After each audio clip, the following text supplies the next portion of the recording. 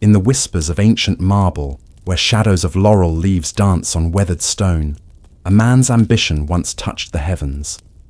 Listen now as time unravels like a scroll of parchment beneath midnight stars.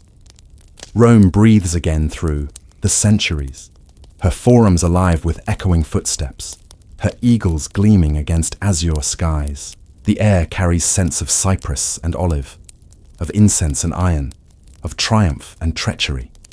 Feel the weight of purple cloth, the cold press of golden wreaths, the warm spattering of blood on marble floors. Here, between heartbeats of history, walks Caesar, his whisper still commanding silence, his shadow still lengthening across the fields of time. If this journey into history moves you, take a moment to like, share, and subscribe. Let timeless stories find new hearts, just like yours.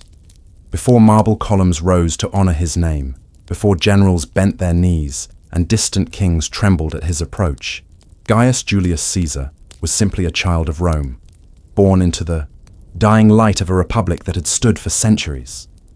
The light that greeted his infant eyes in July of 100 BCE fell upon a world of stark contrasts, where power clung to the hands of a few, while countless others lived in the long shadows cast by the 7 hills. To understand Caesar, one must first understand the blood that flowed through his veins. The Julian clan claimed descent from Iulus, son of the Trojan hero Aeneas, who was himself said to be the son of Venus, goddess of love and beauty. Such divine lineage may seem mere myth to modern ears, but to Romans, it carried the weight of sacred truth.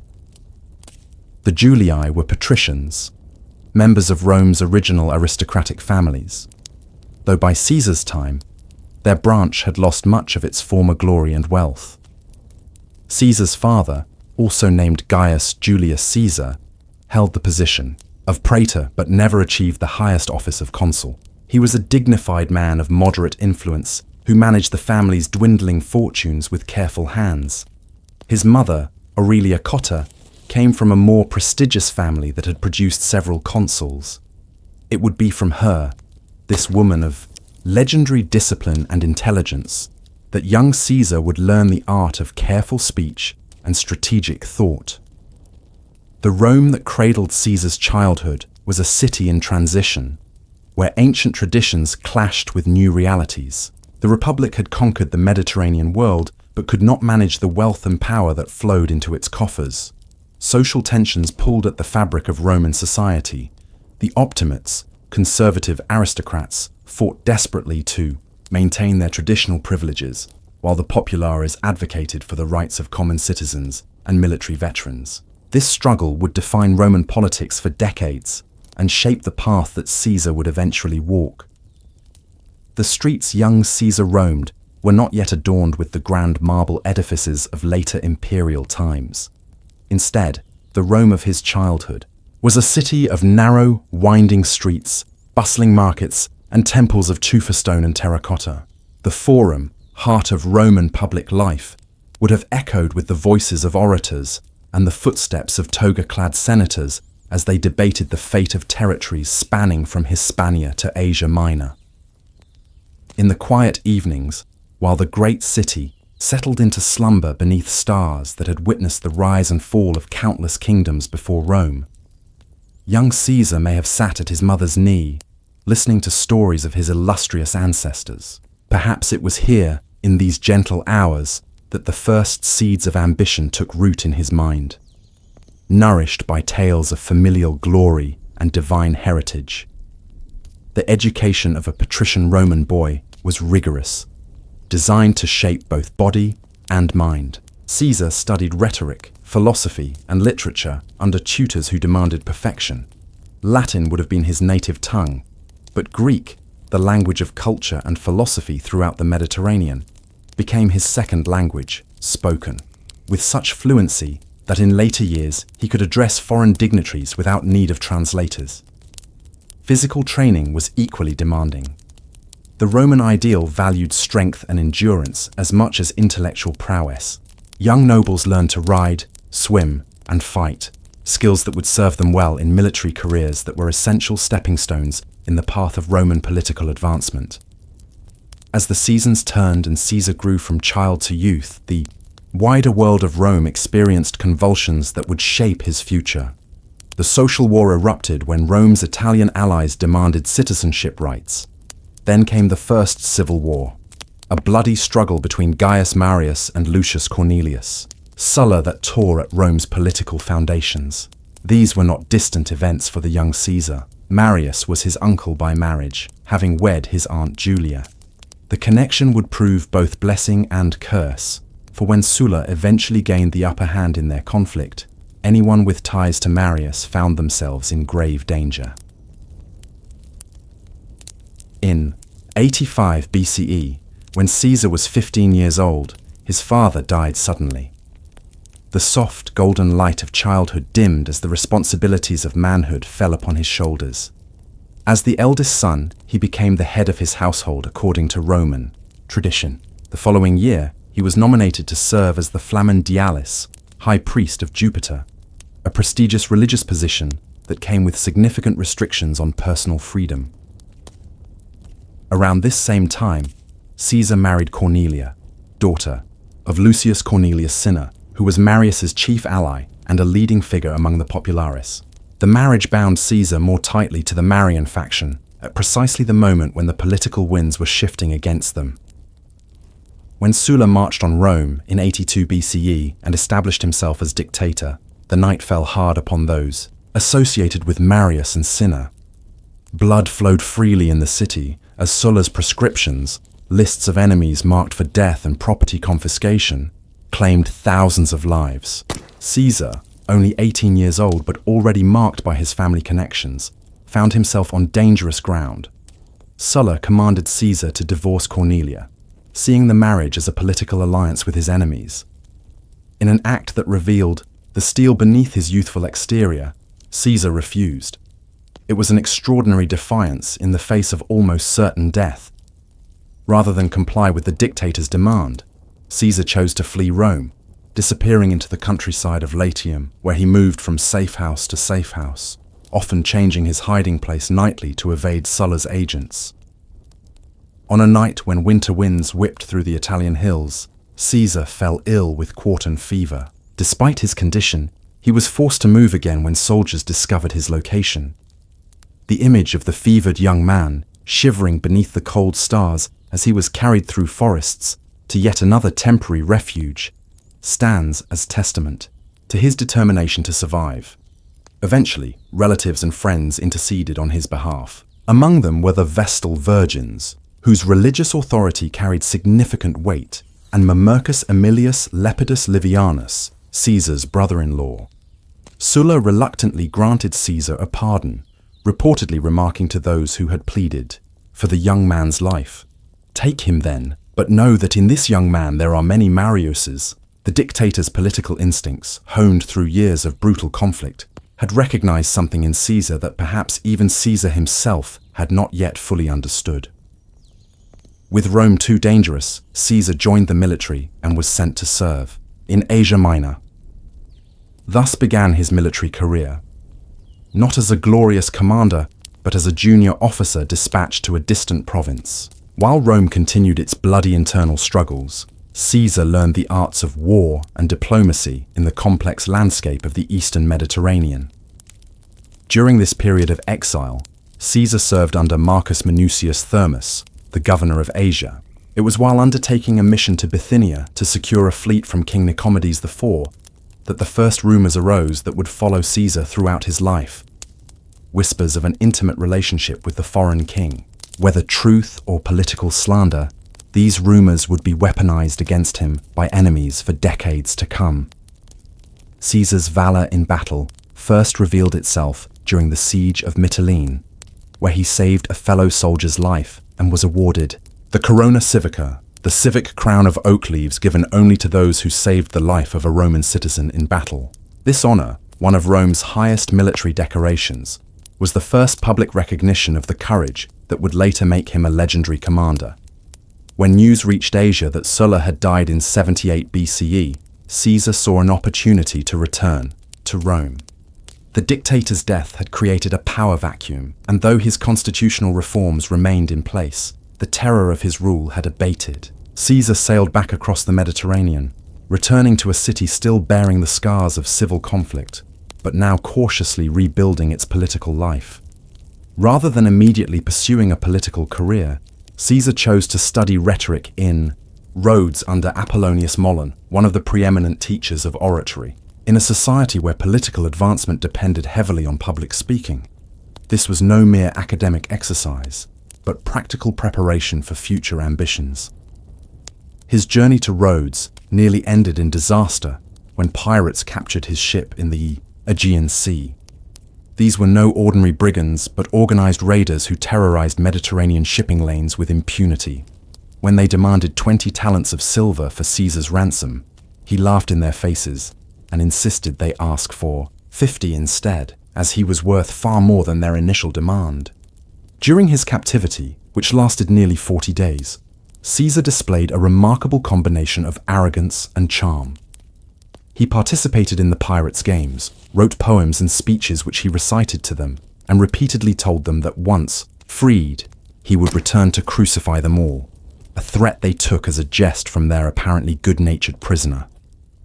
After his ransom was paid and he was released at Miletus, Caesar immediately raised a naval force from the local authorities. He pursued the pirates to their island stronghold, captured them, and, true to his word, had them crucified.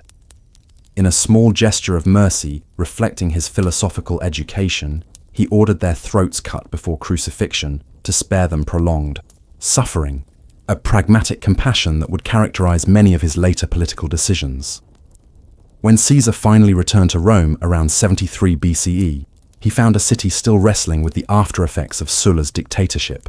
The Optimates controlled most levers of power, but the Populares were regaining strength. The Roman political system, with its carefully balanced powers distributed among magistracies, the Senate, and popular assemblies, offered a ladder for ambitious young men to climb, provided they had the necessary connections, wealth, and talent. Caesar settled in the Suburra, one of Rome's most populous and least aristocratic districts. This choice reflected both practical necessity — his family's finances remained modest — and political calculation. Living among ordinary Romans, rather than in the rarefied atmosphere of the Palatine Hill, allowed him to cultivate popularity with the common people who would later form the backbone of his political support. His first official position came with his election as military tribune, a junior officer role that served as a traditional starting point for young men of good family. This was followed by his appointment as quaestor for 69 BCE, the first rung on the formal cursus honorum, the sequence of public offices that constituted a political career in Rome. As quaestor, Caesar was assigned to serve in Hispania Ulteria, further Spain, giving him his first experience in provincial administration. During his journey to the province, he passed through northern Italy where he encountered small, struggling communities. According to Suetonius, when companions jokingly asked if there could be power struggles and fierce political competition, even in such insignificant towns, Caesar replied with complete seriousness that he would rather be first in a village than second in Rome, an early indication of the absolute ambition that drove him. It was during this period that two personal losses struck Caesar. His aunt Julia, widow of Marius, died, as did his wife Cornelia. For Julia, Caesar delivered a funeral oration that subtly reintroduced Marian symbols to the public eye, a bold political statement in the still sensitive aftermath of Sulla's proscriptions. For Cornelia, his grief appears to have been genuine and deep, though political life allowed little time for extended mourning. Upon returning to Rome, Caesar's next strategic move was his marriage to Pompeia, granddaughter of Sulla, a union that helped neutralize old enmities and connected him to the powerful networks of the aristocracy. Yet even as he built these conventional alliances, Caesar was cultivating his image as a man of the people. When elected aedile in 65 BCE, Caesar seized the opportunity to win public favor through spectacular entertainments. The aediles were responsible for public buildings, streets, and games, and Caesar staged gladiatorial contests of unprecedented scale, featuring 320 pairs of fighters equipped with silver armor. He also organized elaborate public feasts and decorated the Forum and Capitoline Hill with temporary structures and works of art. These lavish expenditures plunged him deeply into debt, a financial strategy rather than a miscalculation. By borrowing enormous sums, primarily from Marcus Licinius Crassus, the wealthiest man in Rome, Caesar bound this influential figure to his future success. If he failed politically, Crassus would lose his investment. If he succeeded, Crassus stood to gain both repayment and valuable political alliance. As Caesar's public profile rose, so did his audacity. One morning in 63 BCE, Romans awoke to find the monuments on the Capitoline Hill adorned with images and trophies of Marius, the first public display of such items since Sulla had ordered their removal years before. The conservative senators were outraged at this rehabilitation of their old enemy. But Caesar had calculated correctly.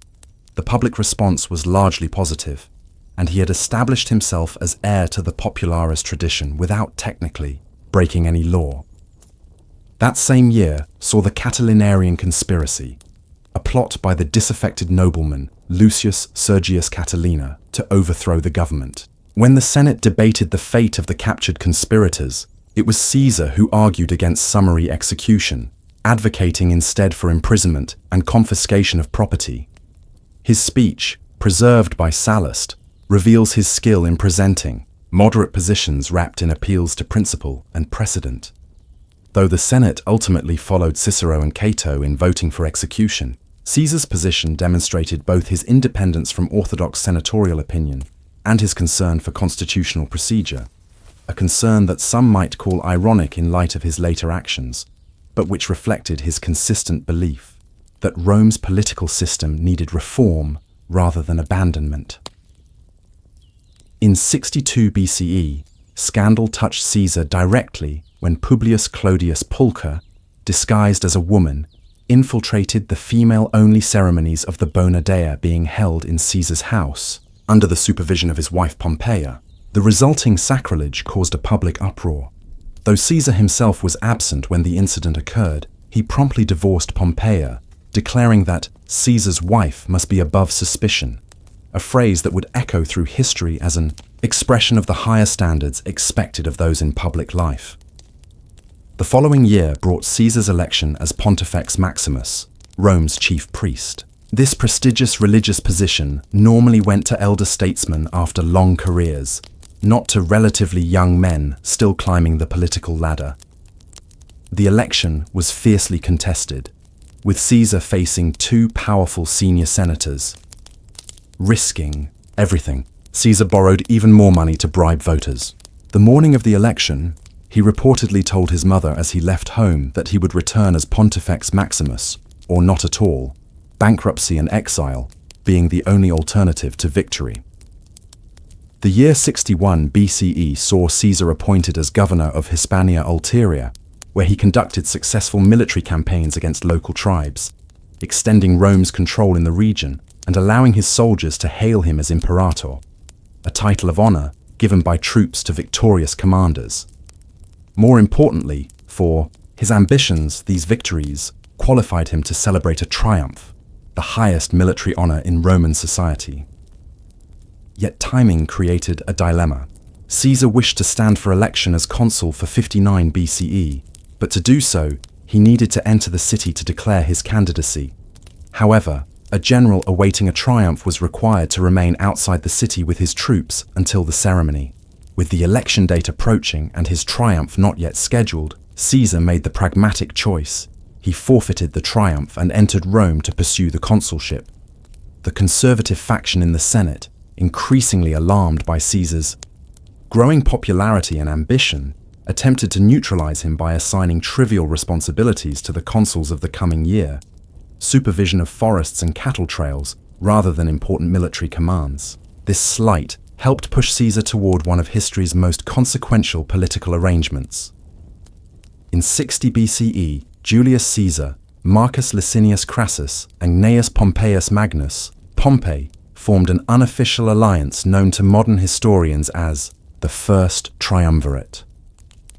These three men, Caesar with his popularity and political skill, Crassus with his immense wealth, and Pompey with his military glory and veteran supporters, effectively combined their resources to dominate Roman politics.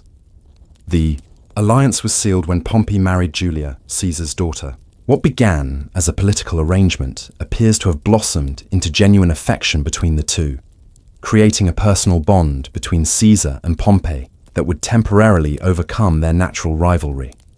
Caesar's election as consul for 59 BCE was secured through the Triumvirate's influence, though the Senate managed to elect the conservative Marcus Calpurnius Bibulus as his colleague, hoping to check Caesar's actions. This proved ineffective. When Bibulus attempted to obstruct Caesar's agrarian law, which redistributed land to Pompey's veterans and the urban poor, he was physically assaulted in the forum, doused with excrement, and forced to retreat to his home for the remainder of the year. From this point, wits in Rome joked that the year's magistrates were Julius and Caesar rather than Caesar and Bibulus. As consul, Caesar pushed through legislation that served his allies' interests. Pompey's eastern settlements were ratified, Crassus received tax relief for his business associates, and Caesar himself secured an extraordinary 5-year governorship of Cisalpine Gaul and Illyricum. Shortly afterward, the death of the governor of Transalpine Gaul led the Senate to add this province to Caesar's command as well, giving him authority over vast territories from the Alps to the Atlantic. Before leaving Rome, Caesar took steps to secure his political position in his absence. He supported the election of Publius Clodius Pulcher as tribune of the plebs, the same man who had caused the Bonadea scandal. Despite their previous connection through that controversy, Caesar recognized Clodius's value as a political operator who could protect his interests in Rome while he was in Gaul. Caesar also arranged a significant marriage for himself, wedding Calpurnia, daughter of Lucius Calpurnius Piso, who would serve as consul in 58 BCE. These family connections created a network of allies who could defend his position during the long absence his Gallic command would require. As 58 BCE dawned and Caesar prepared to depart for his provinces, few in Rome could have imagined how profoundly his Gallic campaigns would transform both his own fortunes and the future of the Republic. He left Rome as an ambitious consul with significant debts and powerful enemies. When he would return a decade later, it would be as one of the wealthiest and most celebrated generals in Roman history, commanding the loyalty of battle-hardened legions and inspiring both devoted admiration and deadly fear. The land that Romans called Gaul stretched from the Mediterranean coast to the Rhine River, from the Atlantic Ocean to the Alps, a vast territory inhabited by diverse Celtic tribes, with their own languages, customs, and complex political arrangements. Caesar's initial assignment covered only the established Roman provinces in southern Gaul and the Po Valley of northern Italy, but his ambitions reached much further. The opportunity for expansion came quickly. In early 58 BCE, the Helvetii tribe, from what is now Switzerland, began a migration through Roman territory, seeking new lands in western Gaul. Caesar, seeing both genuine threat and convenient pretext, mobilized additional legions and confronted the Helvetii near Bibracte, defeating them in a decisive battle that forced the survivors to return to their homeland. This victory immediately established Caesar's military credentials and provided justification for further intervention in Gallic affairs. When Gallic tribes requested Roman assistance against Germanic incursions led by Ariovistus, Caesar again saw opportunity. After failed negotiations, he defeated Ariovistus's forces in battle, driving them back across the Rhine and positioning himself as both protector and de facto authority over the Gallic tribes.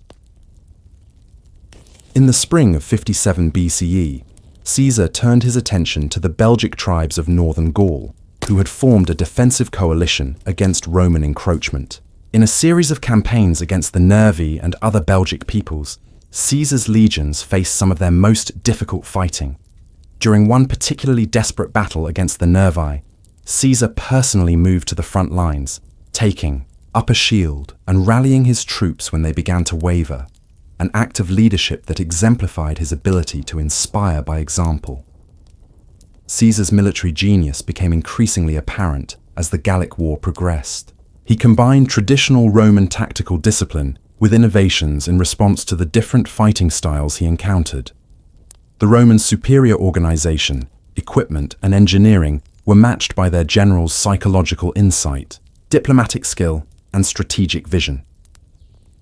Each winter, when military operations typically paused, Caesar would travel to Cisalpine Gaul, where he could remain technically close to his province while keeping informed about political developments in Rome. During these periods, he would hold court, hearing legal cases, meeting with political representatives, and receiving visitors from Rome who made the journey north to maintain connections with the increasingly influential general. It was during the winter of 57–56 BCE that growing tensions within the Triumvirate required Caesar's attention. He arranged a conference at Lucca, modern Lucca, in April 56, where he, Pompey, and Crassus renewed their alliance.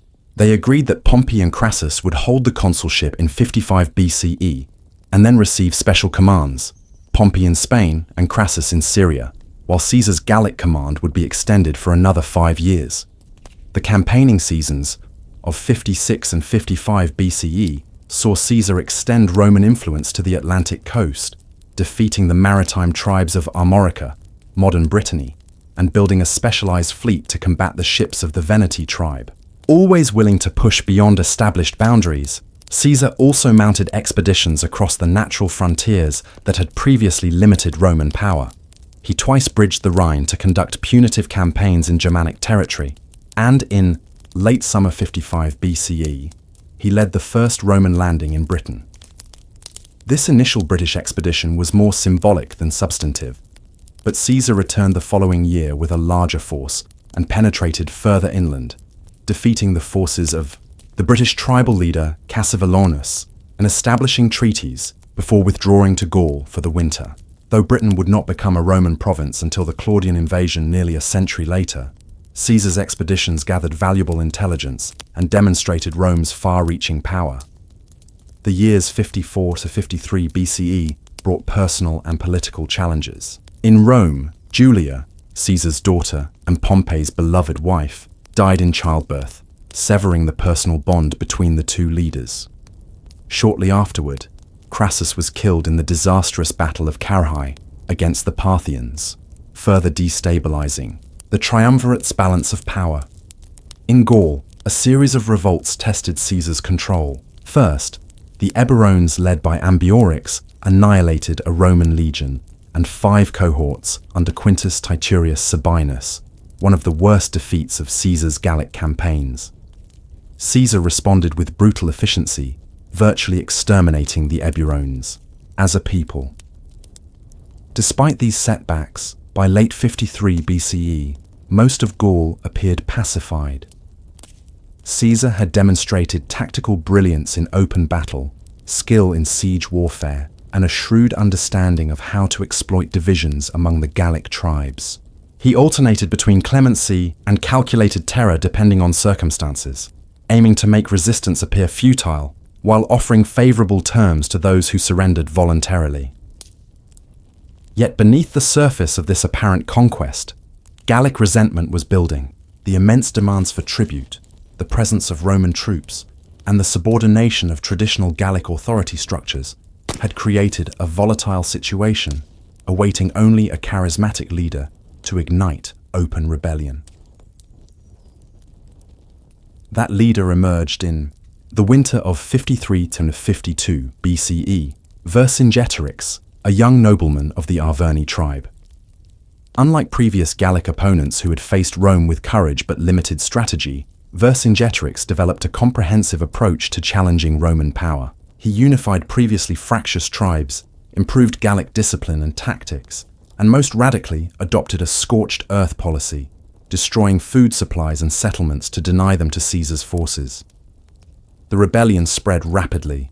Caesar, who had been in northern Italy, crossed the snow-covered Alps in winter, a journey thought impossible, to rejoin his legions.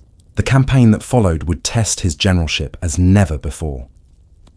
After initial setbacks, including a rare direct defeat at Gergovia, where Roman forces were repulsed with heavy losses, Caesar maneuvered Vercingetorix into taking refuge in the hilltop fortress of Alesia. There, in one of ancient history's most dramatic sieges, Caesar built dual fortification lines, one facing inward to contain Vercingetorix's forces and another facing outward to repel the massive Gallic relief army that eventually arrived. Caught between Caesar's inner and outer fortifications, the combined Gallic forces were defeated despite their numerical superiority. With supplies exhausted and relief impossible, Vercingetorix surrendered personally to Caesar in a dramatic scene described by ancient historians.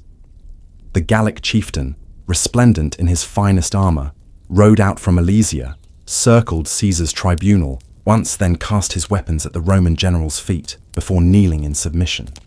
Caesar's ambition to rise above the Senate and those patricians who would see him fall was boundless as the Tyrrhenian Sea.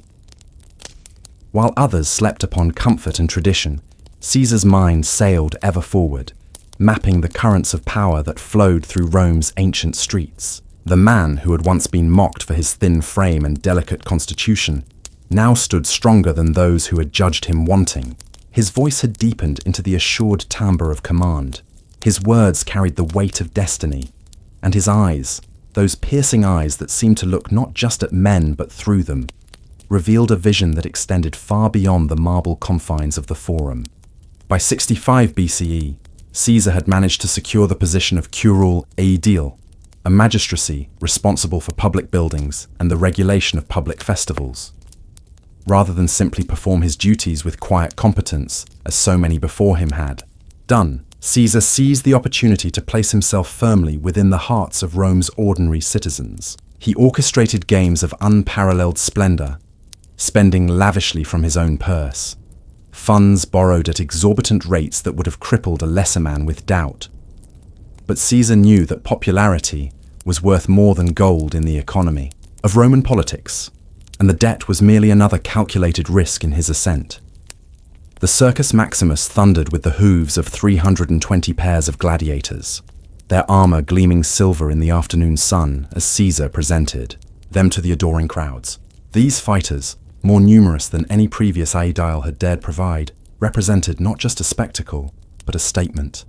Each clash of sword, each spray of blood upon the sand, each roar from the crowd, it all spoke to Caesar's generosity and his understanding of what Rome truly desired. Even his opponents in the Senate could not help but watch in silent admiration as the plebeians chanted his name with increasing devotion. Beyond the games, Caesar restored the monuments to Marius, his uncle by marriage, the 7-time consul, whose military reforms had forever changed the character of Rome's legions. These statues and trophies had been torn down during Sulla's dictatorship, and their restoration was not merely sentimental, but deeply political. It signaled to all that Caesar stood with the populares against the optimates, with the people against the entrenched aristocracy. As the morning light illuminated these newly restored monuments, many whispered that Caesar was declaring himself the heir to Marius's political legacy. The night air carried the scent of change as Caesar moved through the dimly lit corridors of power. His calculated generosity had left him deeply in debt, but it had also rendered him deeply loved. The poorer citizens of Rome spoke his name in tones reserved for saviors, while the wealthy eyed him with a mixture of fear and fascination. Throughout it all, Caesar maintained a composed demeanor that revealed nothing of his inner calculations. His smile remained enigmatic, his courtesy impeccable, his ambition veiled behind a mask of public service. In 63 BCE, Caesar achieved another critical milestone in the cursus honorum, the Roman path of political advancement, when he was elected Pontifex Maximus, the high priest of the state religion. The position was traditionally held by venerable elders who had already achieved the highest offices, yet Caesar, not yet 40, managed to secure this prestigious role through a combination of lavish bribery and genuine popular support.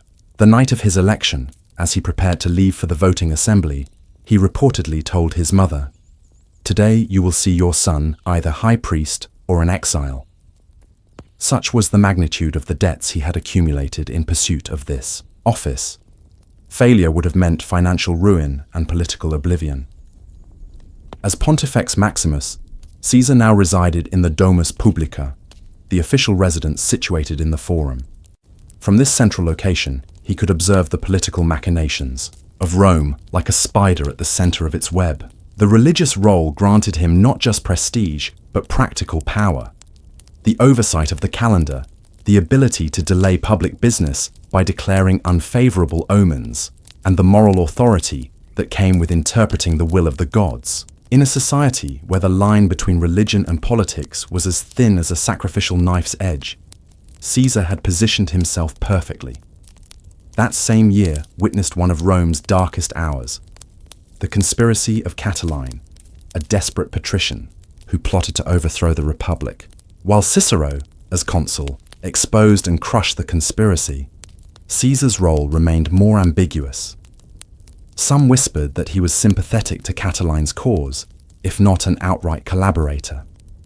Indeed, when the Senate debated the fate of the captured conspirators, Caesar alone argued against their summary execution, suggesting instead confiscation of property and imprisonment. His speech was masterful, appealing to tradition and law rather than emotion or expediency. Though Caesar's counsel was ultimately rejected, Cicero ordered the executions regardless. His stance revealed much about the man. To some, it showed a dangerous softness toward enemies of the state. To others, a principled commitment to legal procedure even in crisis. But perhaps most telling was how Caesar navigated the aftermath. While Cicero would eventually face exile for those same executions, Caesar emerged untainted, having registered his objection for posterity without sacrificing his position. The river of his ambition continued to flow, finding its way around every obstacle placed in its path. The year 62 BCE brought Caesar the praetorship, the second highest regular magistracy in Rome. Yet even as he ascended, whispers of scandal threatened to pull him down. During the Bona Dea festival, a sacred rite from which all males were strictly forbidden, Publius Clodius Pulcher was discovered in Caesar's house, allegedly disguised as a woman and seeking an assignation with Caesar's wife Pompeia. The ensuing scandal forced Caesar to divorce her, uttering the famous words, "Caesar's wife must be above suspicion." Though he claimed no knowledge of any actual infidelity, the mere shadow of impropriety could not be allowed to darken his carefully cultivated public image. After his praetorship ended, Caesar departed for further Spain as propraetor, a governorship that offered both legitimate authority and, more importantly, the opportunity to rebuild his shattered finances. His creditors had grown so insistent that he might not have left Rome at all without the intervention of Marcus Licinius Crassus, the wealthiest man in Rome, who guaranteed some of Caesar's most pressing debts. This financial rescue established a bond between the two men that would later bear significant political fruit. In Spain, Caesar showed for the first time the military genius that would eventually make him legend. The province had long been troubled by raids from mountain tribes, and Caesar conducted a series of brisk, efficient campaigns against them. He pushed Roman control further into the peninsula, secured valuable mining regions, and, most importantly, captured enough spoils of war to pay off his debts and fill his coffers. The legionaries who served under him found a commander who shared their hardships, knew them by name, and led from the front, qualities that inspired fierce loyalty. Beyond the battlefield, Caesar showed equal skill in civil administration. He reformed the provincial tax system, reduced debt burdens that had crushed many communities, and mediated disputes with such even-handedness that even those who lost their cases departed with respect for the governor.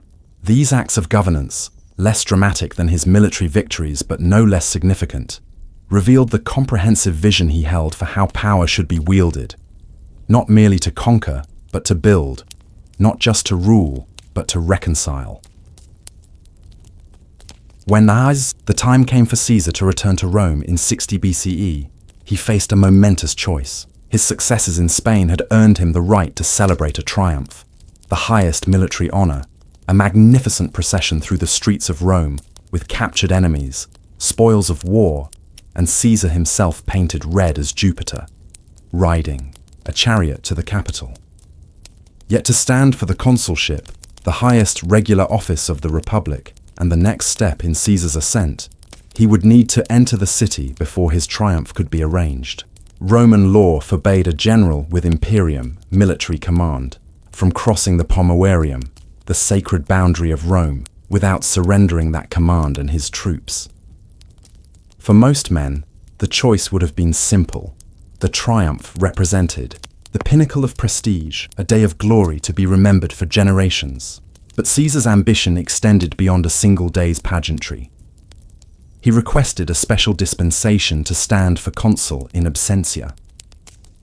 When the Senate refused, guided by his enemy Cato the Younger, Caesar made his decision. He surrendered his command, forfeited his triumph, and crossed the Pomerium as a private citizen to submit his candidacy for consul. The symbolic nature of this choice revealed much. Caesar was willing to sacrifice immediate glory for long-term power. The garlands of a triumph would wither. The authority of the consulship could reshape Rome itself. The consulship alone, however, would not be enough to secure Caesar's position against his many senatorial enemies. As he prepared for the election, he orchestrated what would become one of the most consequential political alliances in Roman history. Gnaeus Pompeius Magnus, Pompey the Great, had returned from the east after extraordinary military successes against Mithridates and in reorganizing Rome's eastern provinces. Despite his achievements, the Senate, fearful of his power, had refused to ratify his eastern settlements and grant land to his veterans. Similarly frustrated was Marcus Licinius Crassus, whose enormous wealth provided influence but not the respect or authority he craved. The Senate had consistently thwarted his political ambitions, treating him as a necessary evil rather than a true leader of the state. Between Pompey's military glory and Crassus's financial might stood the bitter remnants of an old rivalry. The two men had shared an uncomfortable consulship in 70 BCE and had never fully reconciled. Into this complex dynamic stepped Caesar, offering a solution that would serve all three men's interests while bypassing the recalcitrant Senate. Under the pale light of secrecy, in meetings held away from the curious eyes of Rome, the First Triumvirate was formed, not an official position, but a private arrangement among the three most powerful men in Rome, to coordinate their actions and support each other's ambitions. Pompey would get his eastern settlements ratified and land for his veterans. Crassus would receive favorable business opportunities and increased influence. Caesar would get the consulship and, afterward, a lucrative provincial command. With the combined influence of Pompey and Crassus behind him, Caesar's election as consul for 59 BCE was assured. The Optimates managed to secure the election of Marcus Calpurnius Bibulus, a staunch conservative, as his colleague, a final attempt to check Caesar's power through the consul's mutual veto. But they had underestimated the force they sought to constrain. From the first day of his consulship, Caesar demonstrated that traditional limits would not bind him.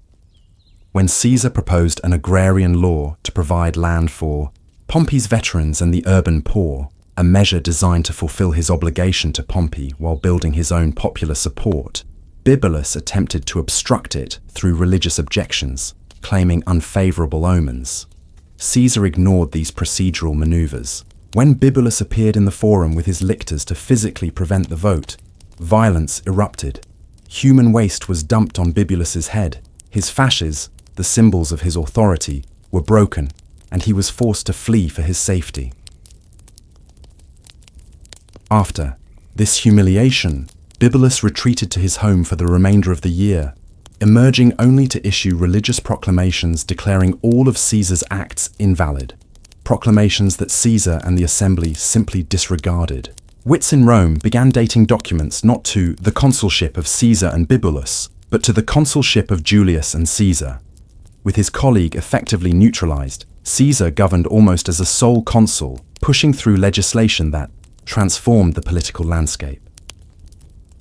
The night sky over Rome witnessed the birth of a new political reality as Caesar's consulship progressed. He passed not only the agrarian law that had triggered the confrontation with Bibulus, but also a series of measures that secured the triumvirate's power while undermining senatorial authority. He ratified Pompey's eastern settlements, awarded lucrative tax collection contracts to companies associated with Crassus, and reformed laws against extortion in the provinces. A popular measure that nonetheless antagonized many senators whose wealth depended on such practices. Perhaps most significantly for his own future, Caesar secured for himself a 5-year governorship of Cisalpine Gaul and Illyricum, provinces bordering Italy that would give him command of several legions. When the governor of Transalpine Gaul, modern southern France, died unexpectedly, Caesar arranged for that province to be added to his command as well.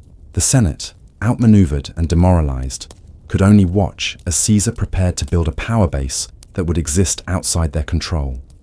To cement the Triumvirate's bonds, Caesar gave his daughter Julia in marriage to Pompey, despite the considerable age difference between them. What began as a political arrangement evolved into genuine affection.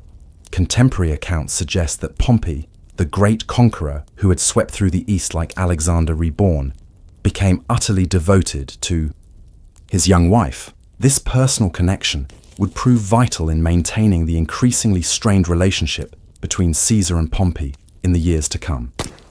Before departing for his provinces in early 58 BCE, Caesar orchestrated one final political masterstroke, the removal of Cato and Cicero, his most eloquent senatorial opponents. Publius Clodius Pulcher, the same nobleman who had caused the Bonadea scandal, had with Caesar's help arranged to be adopted into a plebeian family so he could be elected tribune of the plebs.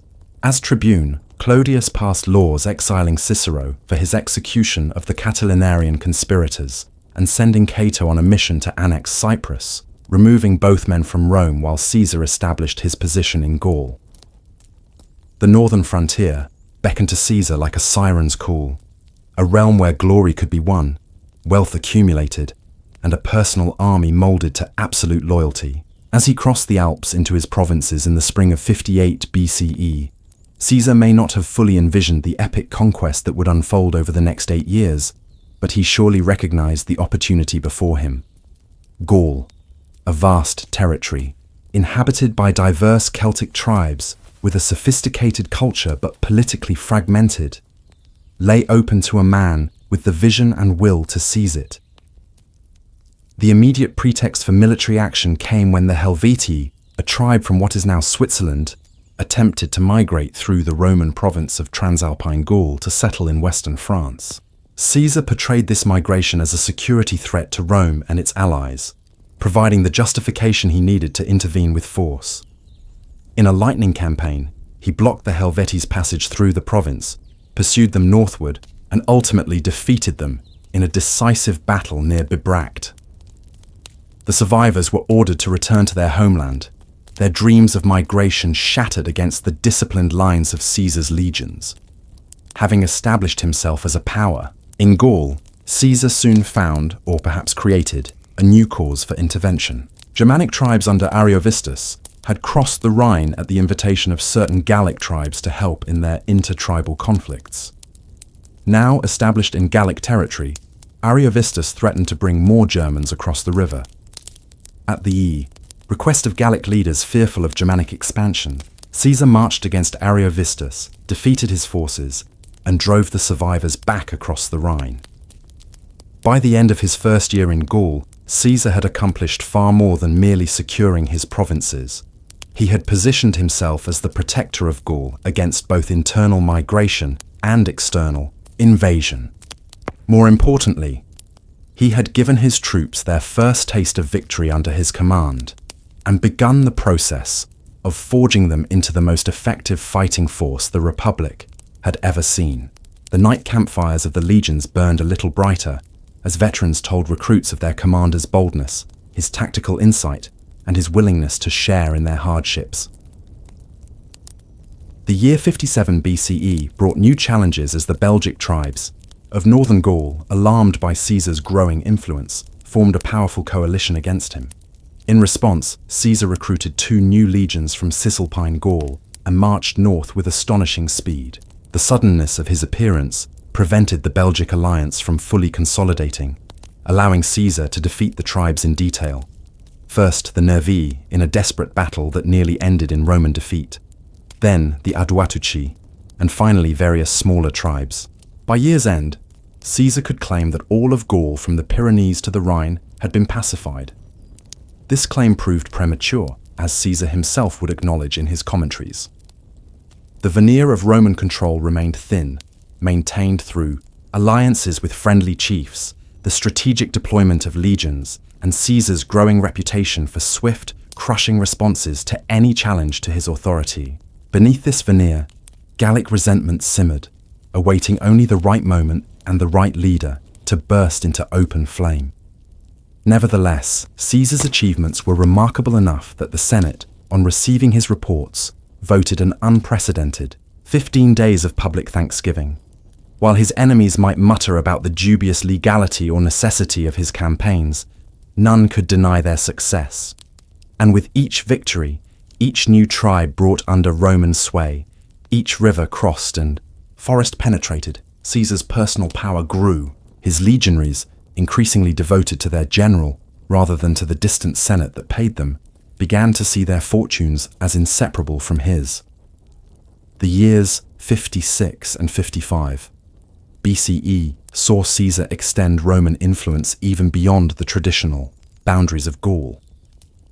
When the coastal tribes of what is now Brittany revolted, Caesar ordered the construction of a fleet and defeated them in a naval battle. A remarkable achievement for a general with no maritime experience. He then turned his attention to groups beyond the Rhine, mounting a brief punitive expedition into Germanic territory.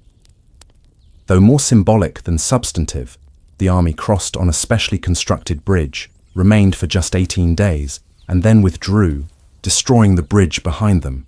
This venture demonstrated that not even Europe's mightiest river would limit Rome's reach under Caesar's command. Even more audacious was Caesar's expedition to Britain in late summer of 55 BCE. With a small force loaded onto ships more suitable for the Mediterranean than the treacherous Channel, Caesar landed on the Kentish coast. The expedition amounted to little more than a reconnaissance in force. After a few skirmishes and the acceptance of nominal submission from some local chiefs, Caesar withdrew before autumn storms could trap him on the island. Yet in Rome, the psychological impact was enormous. Caesar had taken Roman arms to the very edge of the known world, to an island shrouded in mystery and speculation. The following year he would return with a larger force and penetrate further into the island, though without securing any lasting conquest. While Caesar campaigned in Britain, trouble brewed on the continent. Poor harvests had caused food shortages, and several Gallic tribes began showing signs of rebellion. When Caesar returned from Britain, he dispersed his legions widely for winter quarters to ease the burden of feeding them. This dispersion created vulnerability, which the Gauls, under the leadership of Ambiorix of the Eburones, quickly exploited. In a meticulously planned uprising, Ambiorix lured 1 legion and 5 cohorts, approximately 7,000 men, from their winter camp with reports of a local disturbance. Once in the open, the Roman force was ambushed in the forest and virtually annihilated. Ambiorix then laid siege to another winter camp, commanding by Quintus Cicero, the orator's brother. Only Caesar's rapid response, marching through winter, conditions with a relief force, prevented a second disaster. The revolt revealed the fragility of Roman control and the depth of Gallic resentment. Caesar spent much of 53 BCE in a brutal campaign of reprisal against the Eburones, destroying their settlements, burning their crops, and driving the survivors into the forests to starve.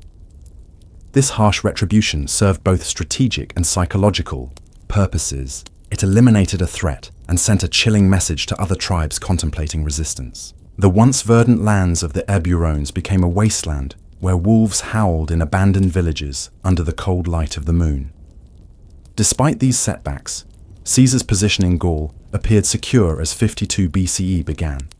He had extended Roman influence across the entirety of Gaul, demonstrated Rome's power beyond its traditional boundaries, and dealt harshly with resistance. His commentaries, sent regularly to Rome, portrayed his campaigns as necessary, successful, and conducted with appropriate Roman virtue, a masterpiece of political propaganda that shaped public perception of his governorship. Yet beneath the surface, a storm was gathering. While Caesar wintered in Cisalpine Gaul, attending to political matters and the administration of his provinces, a charismatic young nobleman of the Arverni tribe named Vercingetorix began uniting the Gallic tribes in a massive insurrection. Unlike previous tribal leaders who had fought primarily for their own interests, Vercingetorix conceived of and articulated a broader Gallic identity and independence. His message resonated across tribal boundaries, creating the first truly national resistance to Roman domination. When news of the uprising reached Caesar, he faced one of the greatest challenges of his career. It was winter. The Alps were deep in snow, and his legions were dispersed throughout Gaul, some cut off by hostile territory. Moving with characteristic speed, Caesar crossed the mountains with a small escort, raised new troops in Transalpine Gaul, and fought his way north to relieve his isolated garrisons. What followed was a campaign of extraordinary drama and tactical brilliance on both sides. Vercingetorix, recognizing he could not match Roman legions in pitched battle, adopted a scorched earth strategy, burning towns, destroying bridges, and cutting supply lines to deny Caesar the resources needed to maintain his army in the field. The Romans were forced to live off an increasingly barren landscape as they pursued an enemy that refused decisive engagement. The campaign reached its first climax at Avaricum, modern Bourges, one of the few towns Vercingetorix had not destroyed. Due to its strong natural defenses and the pleas of its inhabitants, Caesar laid siege to the town, constructing elaborate works despite terrible weather conditions and constant harassment from Gallic forces. When the town finally fell, Roman frustrations and the harsh logic of ancient warfare resulted in a massacre of the 40,000 inhabitants. Caesar records that barely 800 escaped to Vercingetorix's camp. Caesar next moved against Gergovia, the capital of Vercingetorix's home tribe, the Arverni. Here, his usual fortune deserted him. An unplanned assault on the hill fort turned into a costly defeat, with nearly 700 Roman soldiers killed, including 46 centurions, the experienced officers who formed the backbone of legion command. Sensing weakness, more tribes joined the rebellion, and even the Aedui, Rome's oldest and most reliable Gallic allies, switched sides. With his position rapidly deteriorating, Caesar executed a strategic withdrawal, reuniting with his lieutenant Labienus and their legions from northern Gaul. The combined force then pursued Vercingetorix to Alesia, where the decisive confrontation would unfold. Vercingetorix, with approximately 80,000 warriors, took up position in this hill fort, while Caesar, commanding about 50,000 legionaries and auxiliaries, surrounded it with a series of sophisticated siege works. Aware that a relief army was being raised among the Gallic tribes, Caesar took the unprecedented step of constructing a second set of fortifications, this one facing outward. His army now occupied a narrow ring between two potentially overwhelming forces. The circumvallation blocking Vercingetorix measured 11 miles in circuit. The contravallation facing the relief army extended for 14 miles. Both featured ditches, walls, towers, and various anti-personnel obstacles designed to break up attacking formations. When the Gallic relief army arrived, reportedly 250,000 strong, though ancient numbers are notoriously exaggerated, Caesar's legions faced attack from both directions simultaneously. For 3 days, desperate fighting raged along the circumference of Caesar's works. At one critical moment, when a section of the outer defenses appeared on the verge of collapse, Caesar personally led a cavalry counterattack that stabilized the position. His presence, conspicuous in his scarlet general's cloak, rallied his men at their moment of greatest peril on the Rhine. For years, the Germanic tribes had watched with growing alarm as Roman influence crept ever closer to their ancestral territories. Now, Caesar would make a statement of Roman power that would echo across the continent. The crossing of the Rhine was not merely tactical, but symbolic. No Roman general had ever led legions across this sacred boundary into the unknown wilds of Germania. Caesar ordered the construction of a bridge, a marvel of Roman engineering that would stand as testament to Roman ingenuity and might. Under his watchful eye, his legionaries labored beneath the summer sun, driving massive timber pilings into the riverbed and laying planks across. In just 10 days, a bridge spanning the mighty Rhine stood complete. The Germanic tribes, who had gathered on the far bank to witness the impossible, now scattered into the deep forests as the rhythmic march of Caligulae, Roman military boots, thundered across the wooden planks. Caesar had achieved what he wanted, a demonstration of Roman power so profound that the tribes would think twice before crossing into Gaul again.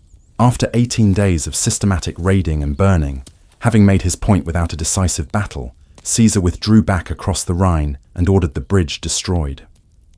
When autumn painted the forests of Gaul in reds and golds, Caesar turned his attention to an even bolder venture. Far to the northwest, separated from the continent by churning seas, lay Britannia, a mysterious, fog-shrouded island that existed on the very edge of the known world.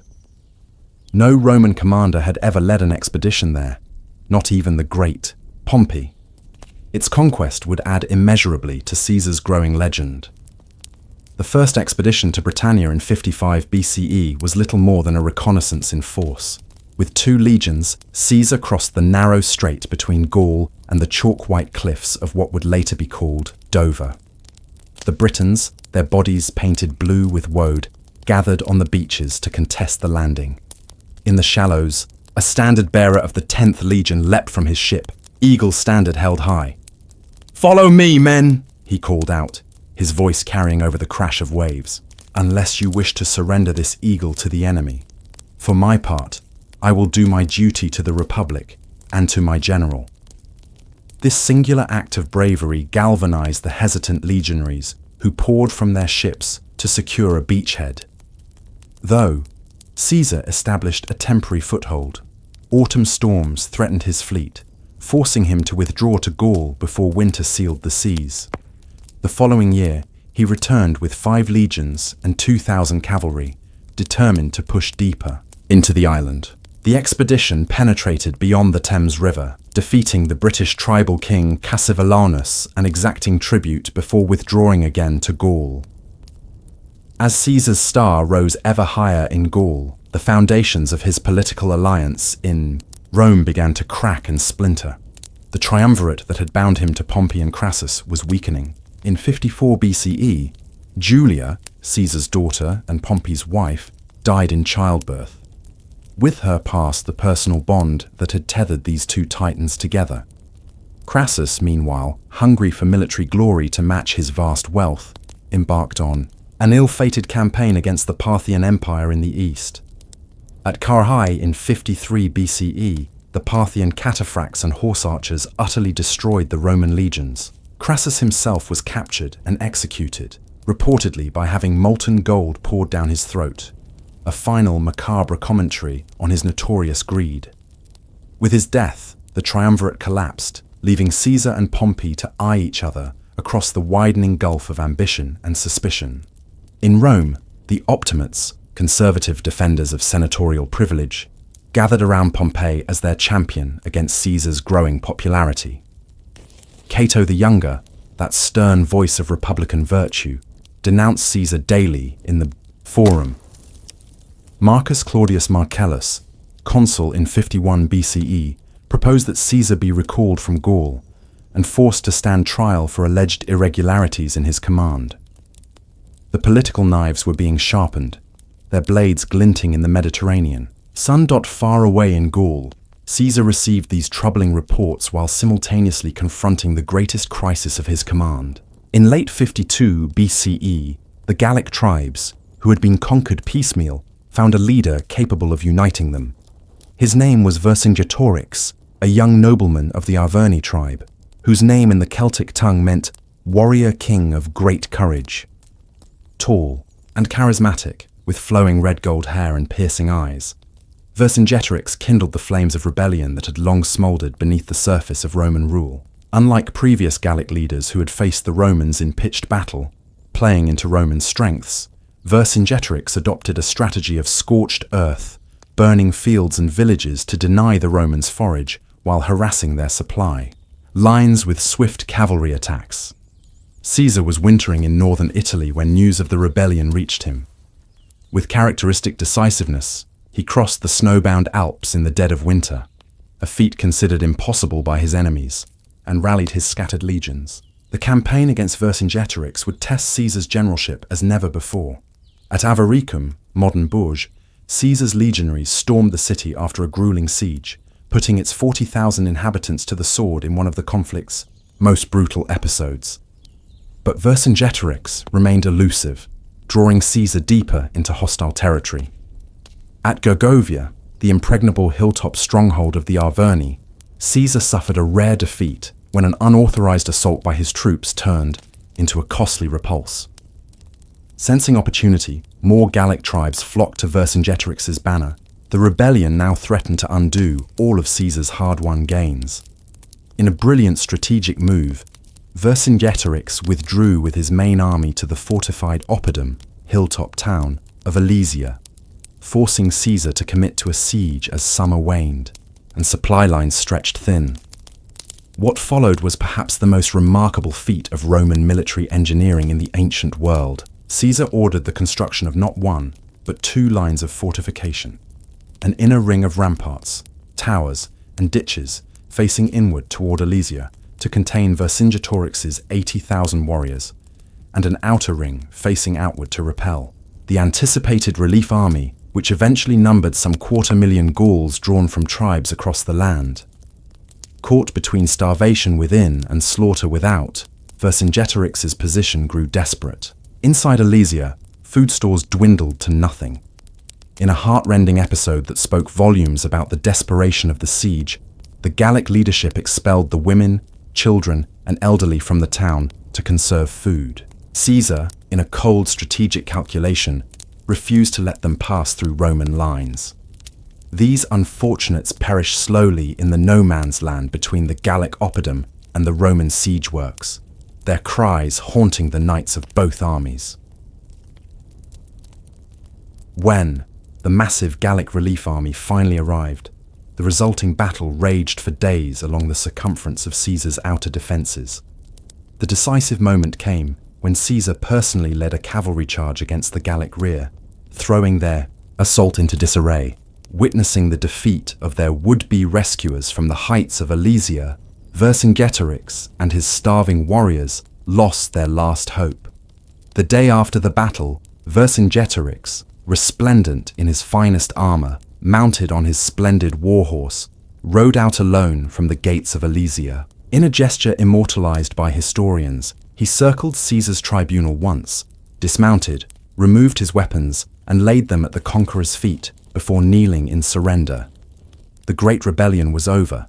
Vercingetorix would be taken in chains to Rome, imprisoned for 6 years, and finally strangled at Caesar's triumph in 46 BCE. With the capture of Alesia and Vercingetorix in 52 BCE, the conquest of Gaul was effectively complete. Caesar spent the following year in mopping up operations, putting down the last pockets of resistance. By 50 BCE, all of Gaul from the Rhine to the Atlantic lay under Roman dominion, a territory roughly equivalent to modern France, Belgium, and parts of Switzerland, Germany, and the Netherlands. The human cost had been staggering. By Caesar's own account, in his Commentaries on the Gallic War, over 1 million Gauls had been killed, and another million enslaved from a pre-war population estimated at perhaps 12 million. Entire tribes had been annihilated, their very names erased from history's pages. Ancient forests had been felled, towns rebuilt in the Roman manner, and Latin speech began to replace Celtic languages in urban centres. It was a transformation as profound as it was bloody. For Caesar personally, the Gallic Wars had been an unqualified triumph. His name now ranked with the greatest commanders in Roman history. His published commentaries, written in elegant, straightforward Latin that became a model of classical prose, ensured his version of events reached Rome ahead of any detractors. The immense wealth that flowed into his coffers from war booty, ransoms, and the sale of slaves allowed him to retire his enormous debts and begin building political support through strategic generosity. Most importantly, Caesar now commanded the loyalty of battle-hardened legions who identified their interests with his own. These were no longer the traditional citizen soldiers of the Republic who would return to their farms after campaign season. These were professional warriors who looked to their general, not the distant Senate, for land grants upon retirement and for bonuses in the meantime. Their loyalty was personal, not institutional. As Caesar wintered in Cisalpine Gaul in 50 BCE, ostensibly still governing his provinces but with his attention increasingly fixed on Rome, the political situation in the capital deteriorated. The consul Gaius Claudius Marcellus openly called for Caesar to be declared a public enemy. Curio and Mark Antony, tribunes loyal to Caesar, vetoed the motion, but were themselves threatened with violence. Winter gripped northern Italy as the year 49 BCE dawned, coating the landscape in frost and muting the usual symphony of colours to shades of grey and white. In his headquarters at Ravenna, Caesar paced the floors late into the night. Reports from Rome painted an increasingly alarming picture. The Senate, dominated now by his enemies, had issued its final ultimatum. Caesar must disband his army and return to Rome as a private citizen to face whatever charges might be brought against him, or be declared hostis publicus, an enemy of the state. Such a surrender would mean political destruction and possibly death. Caesar knew too well the fate of those who lost in Rome's brutal power struggles. Marius, Sulla, Crassus, and countless others had demonstrated the price of political failure.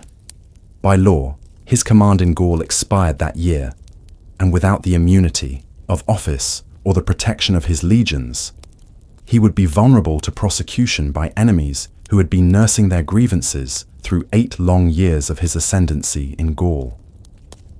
The Senate's demand was particularly galling because Pompey had been permitted to govern his Spanish provinces through legates, while remaining in Italy with an army.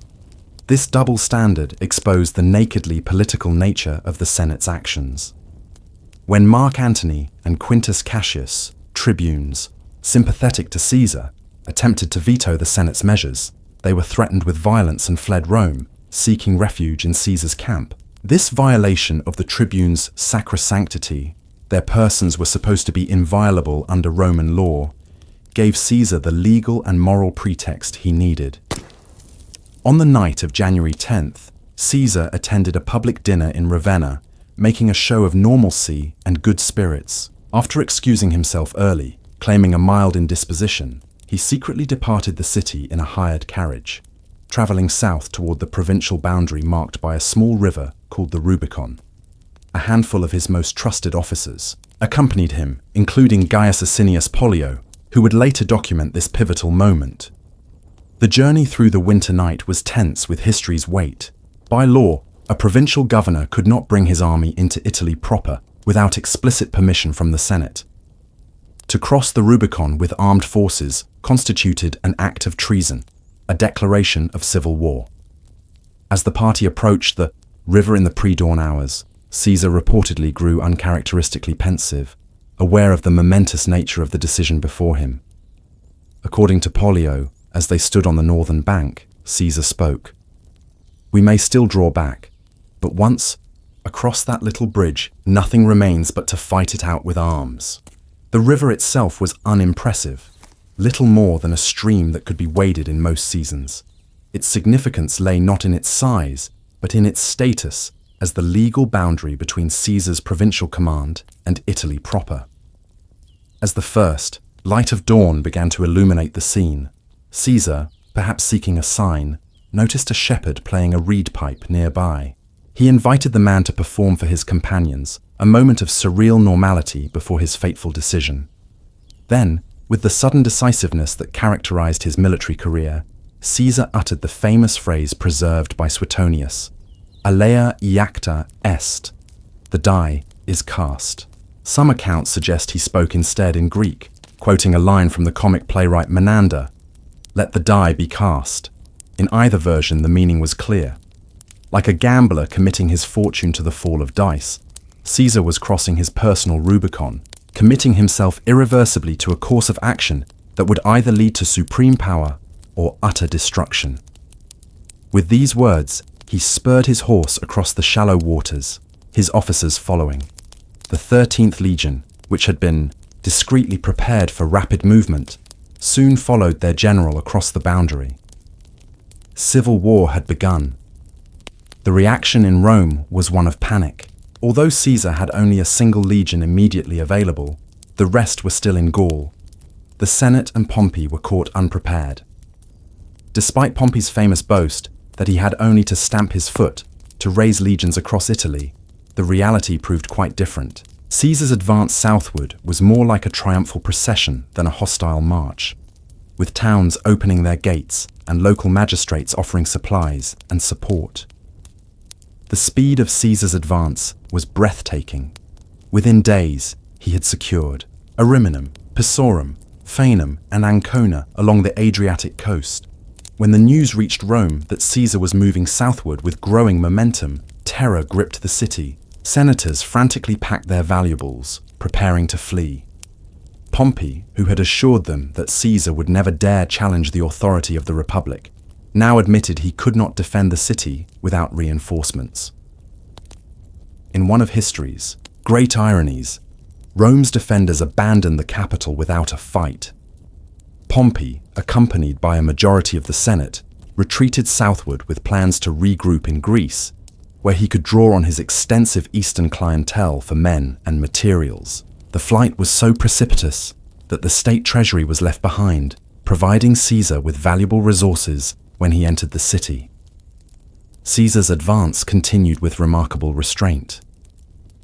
Unlike Sulla, who had unleashed bloody proscriptions against his enemies when he took Rome by force 2 generations earlier, Caesar emphasized clemency. He prohibited his soldiers from plundering Italian towns and personally guaranteed the safety of any political opponents who chose to remain rather than flee with Pompey.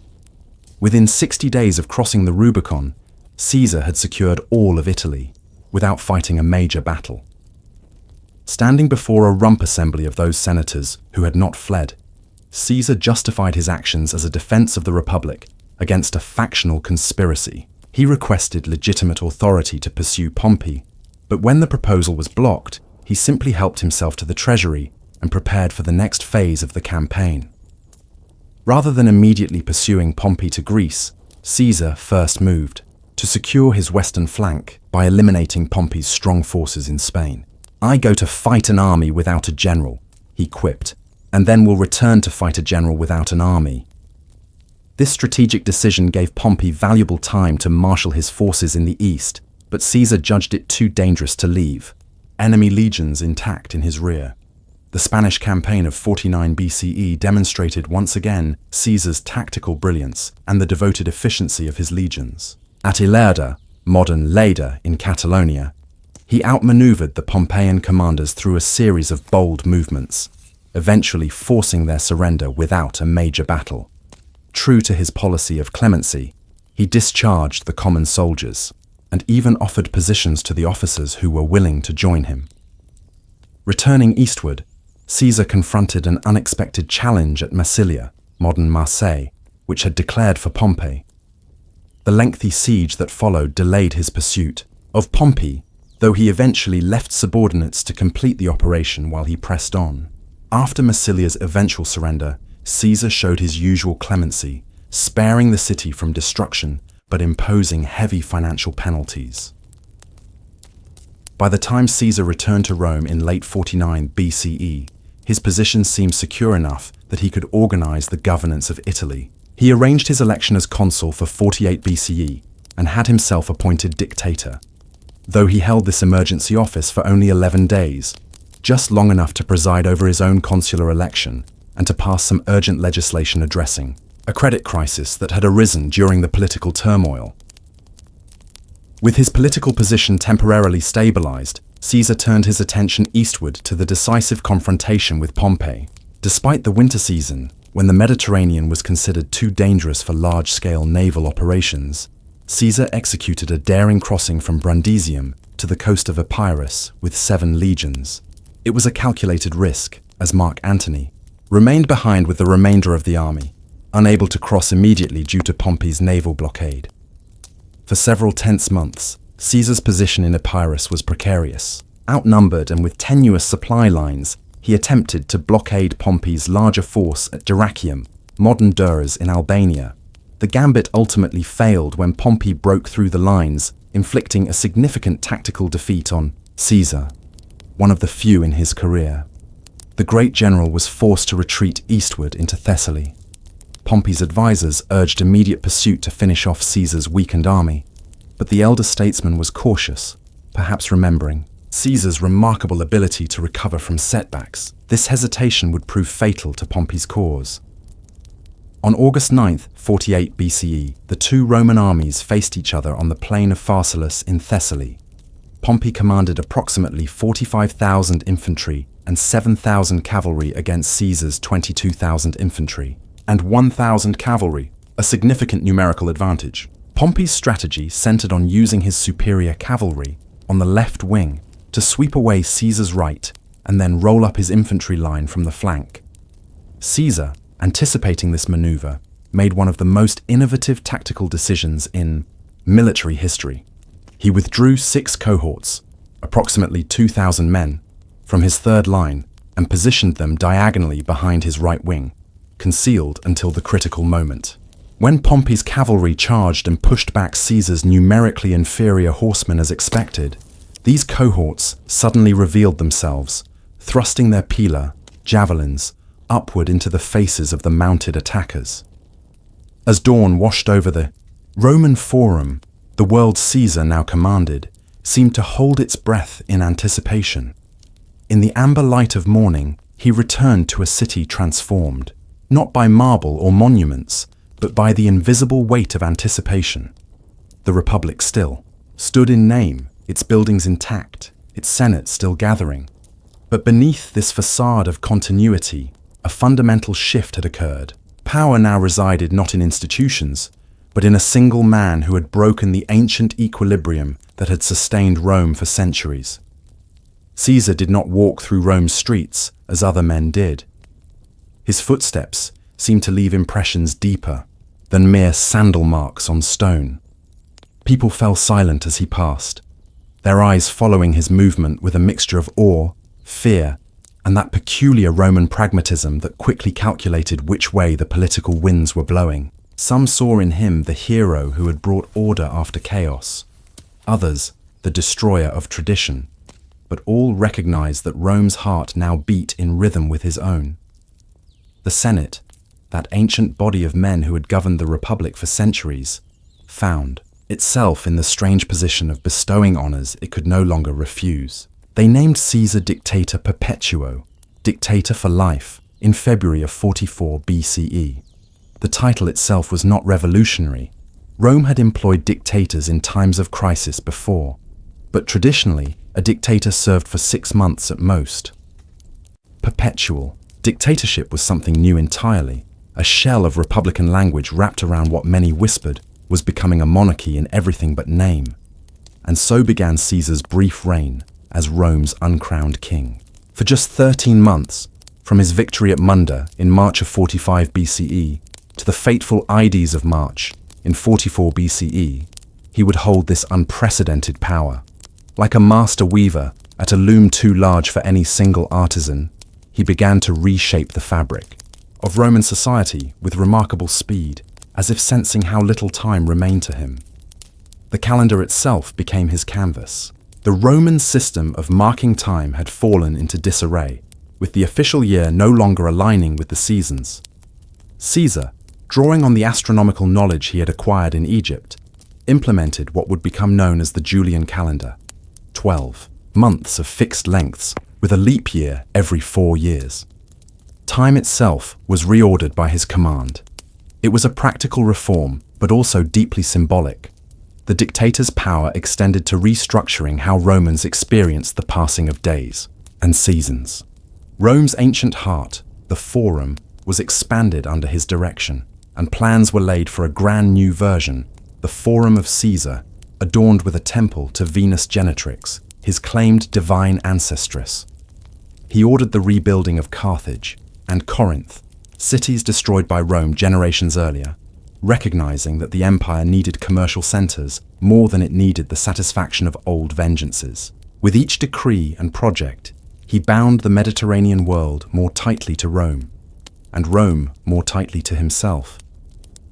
The Senate swelled with new members, Caesar's appointees, many from provincial backgrounds or families that had never before reached such heights.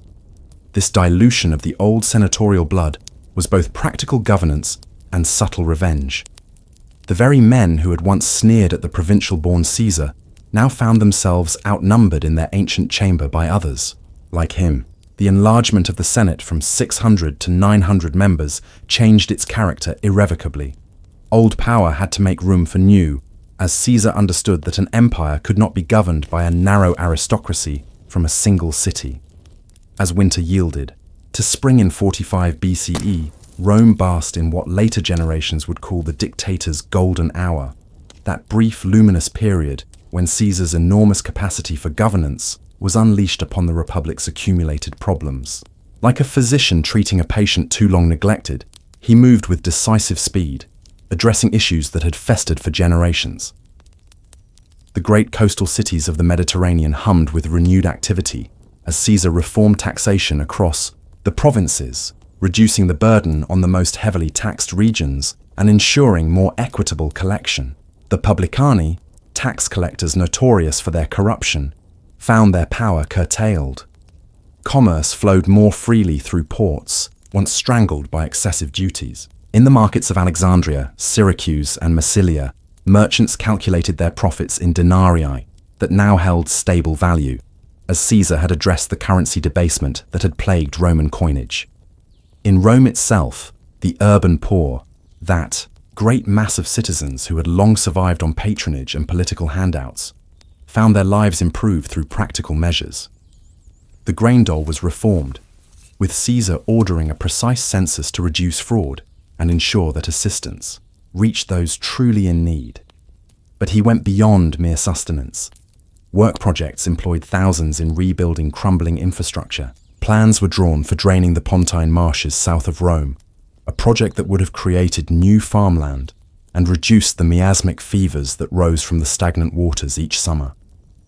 The dictator's vision extended beyond Rome's immediate needs.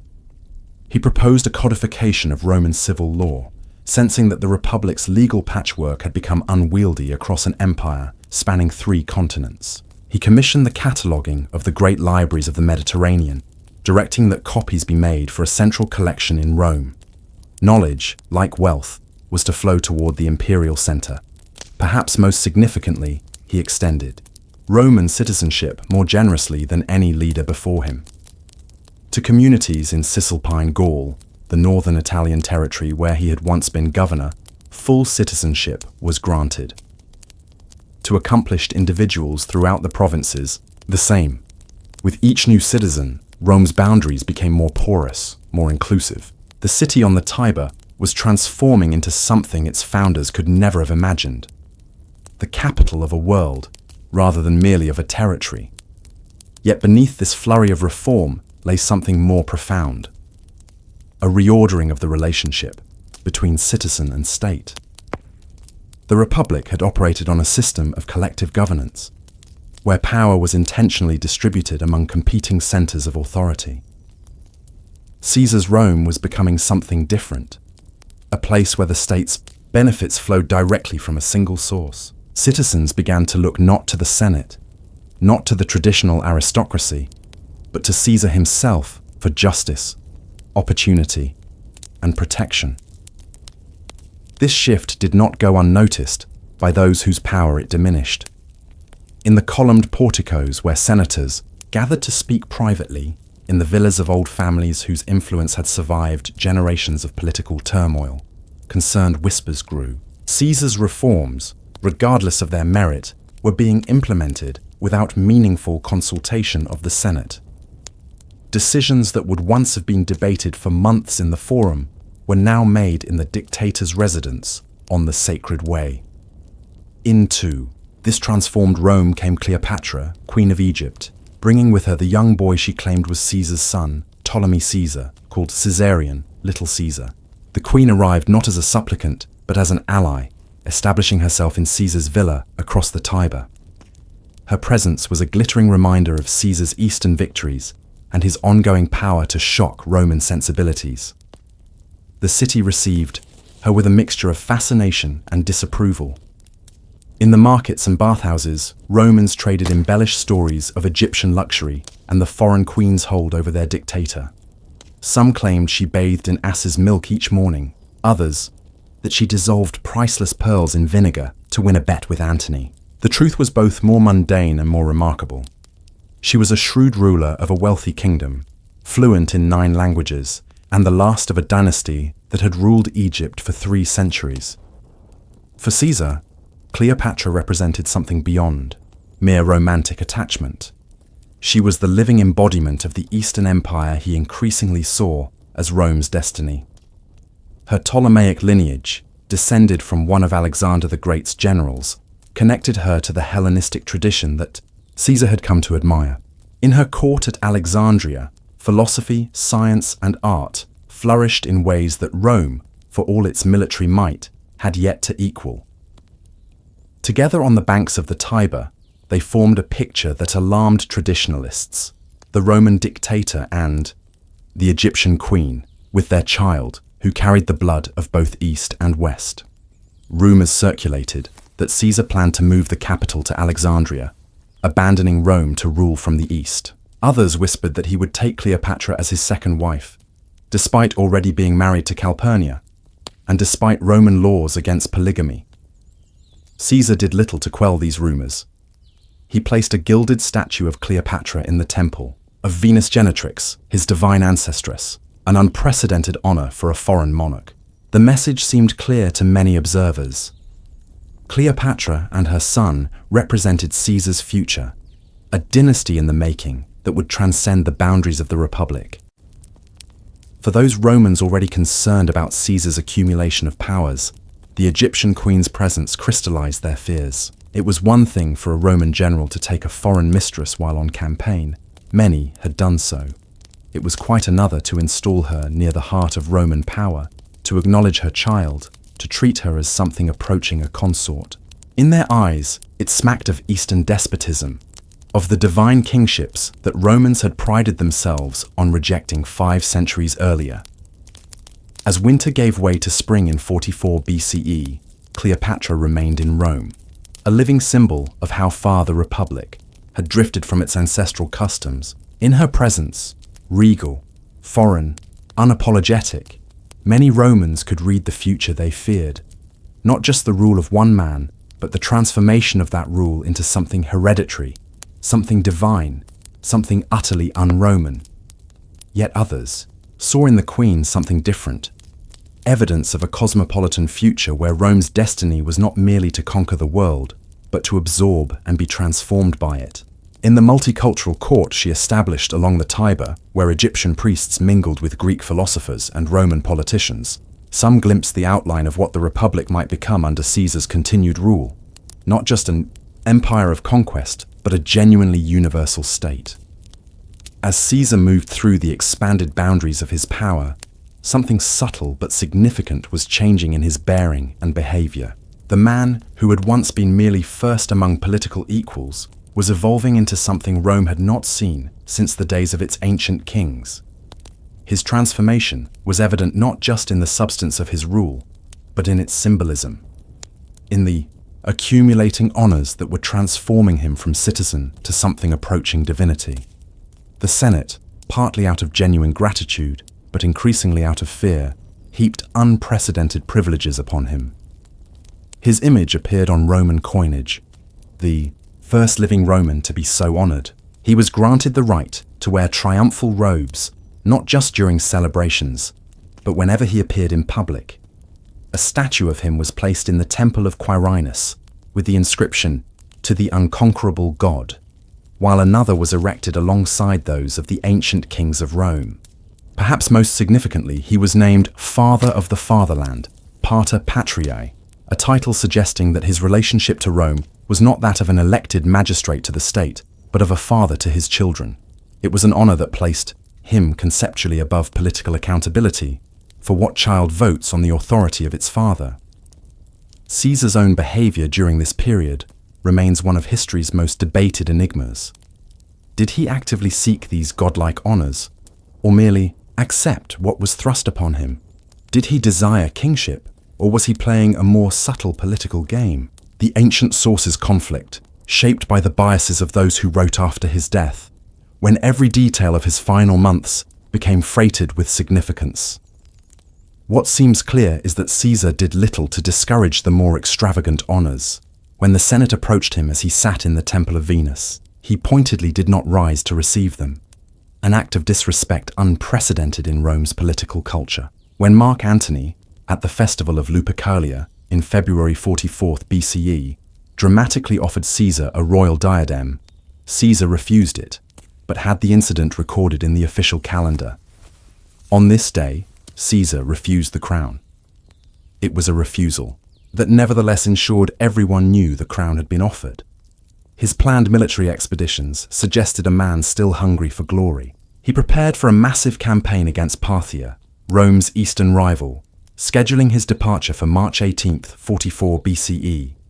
Some historians have suggested this campaign was designed to eclipse even Alexander's conquests, pushing Rome's boundaries to the Caspian and perhaps beyond. Before leaving, he arranged for his grandnephew Octavian to join him in Spain for further military training, suggesting he was grooming an heir. Yet alongside these grandiose plans, there were disquieting signs of a man whose judgment was becoming clouded by success. He dismissed his Spanish bodyguard against the advice of friends who warned of growing dangers. When warned of specific threats, he reportedly said, "It is better to suffer death once than to live always in fear of it." When told that the soothsayer, Spurina, had warned him to beware the Ides of March, he reportedly joked to the man as the day arrived, "The Ides of March have come." To which Spurina replied ominously, "Aye, they have come, but they have not gone." As winter yielded to early spring in 44 BCE, Rome was a city of whispers. In private homes on the Palatine Hill, in gardens where men could speak without fear of being overheard, in the shadowed corners of public bathhouses, conversations turned, increasingly, to a single question: what was to be done about Caesar? The conspiracy that formed against the dictator was remarkable for its breadth. It included not just his longtime political opponents, but men who had fought alongside him, whom he had pardoned, promoted, and favored. What united this disparate group was a growing conviction that Caesar intended to make himself king in all but name, and that in doing so, he would extinguish the republic that had defined Rome for nearly 5 centuries. Gaius Cassius Longinus became the beating heart of the conspiracy.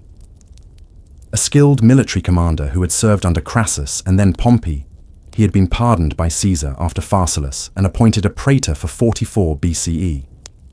But beneath the appearance of reconciliation lay a deep-seated resentment.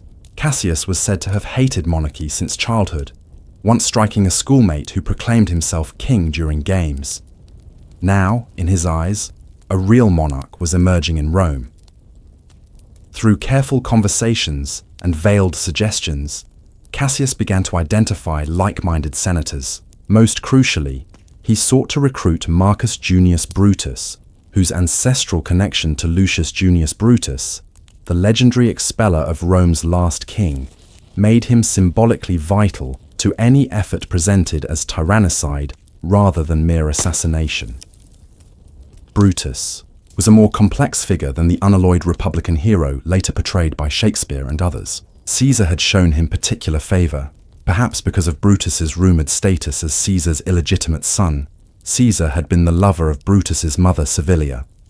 After Pharsalus, Caesar had specifically ordered that Brutus be spared, and later appointed him praetor and governor of Gaul. Yet Brutus was also deeply committed to Stoic philosophy, which emphasized virtue over personal loyalty. In the colonnades of his home, busts of his tyrannicide ancestor stood as daily reminders of his family's legacy. Cassius's recruitment of Brutus, achieved through a combination of philosophical appeals and anonymous messages left at Brutus's tribunal, saying "You are not a true Brutus," transformed the conspiracy. With Brutus involved, others quickly joined.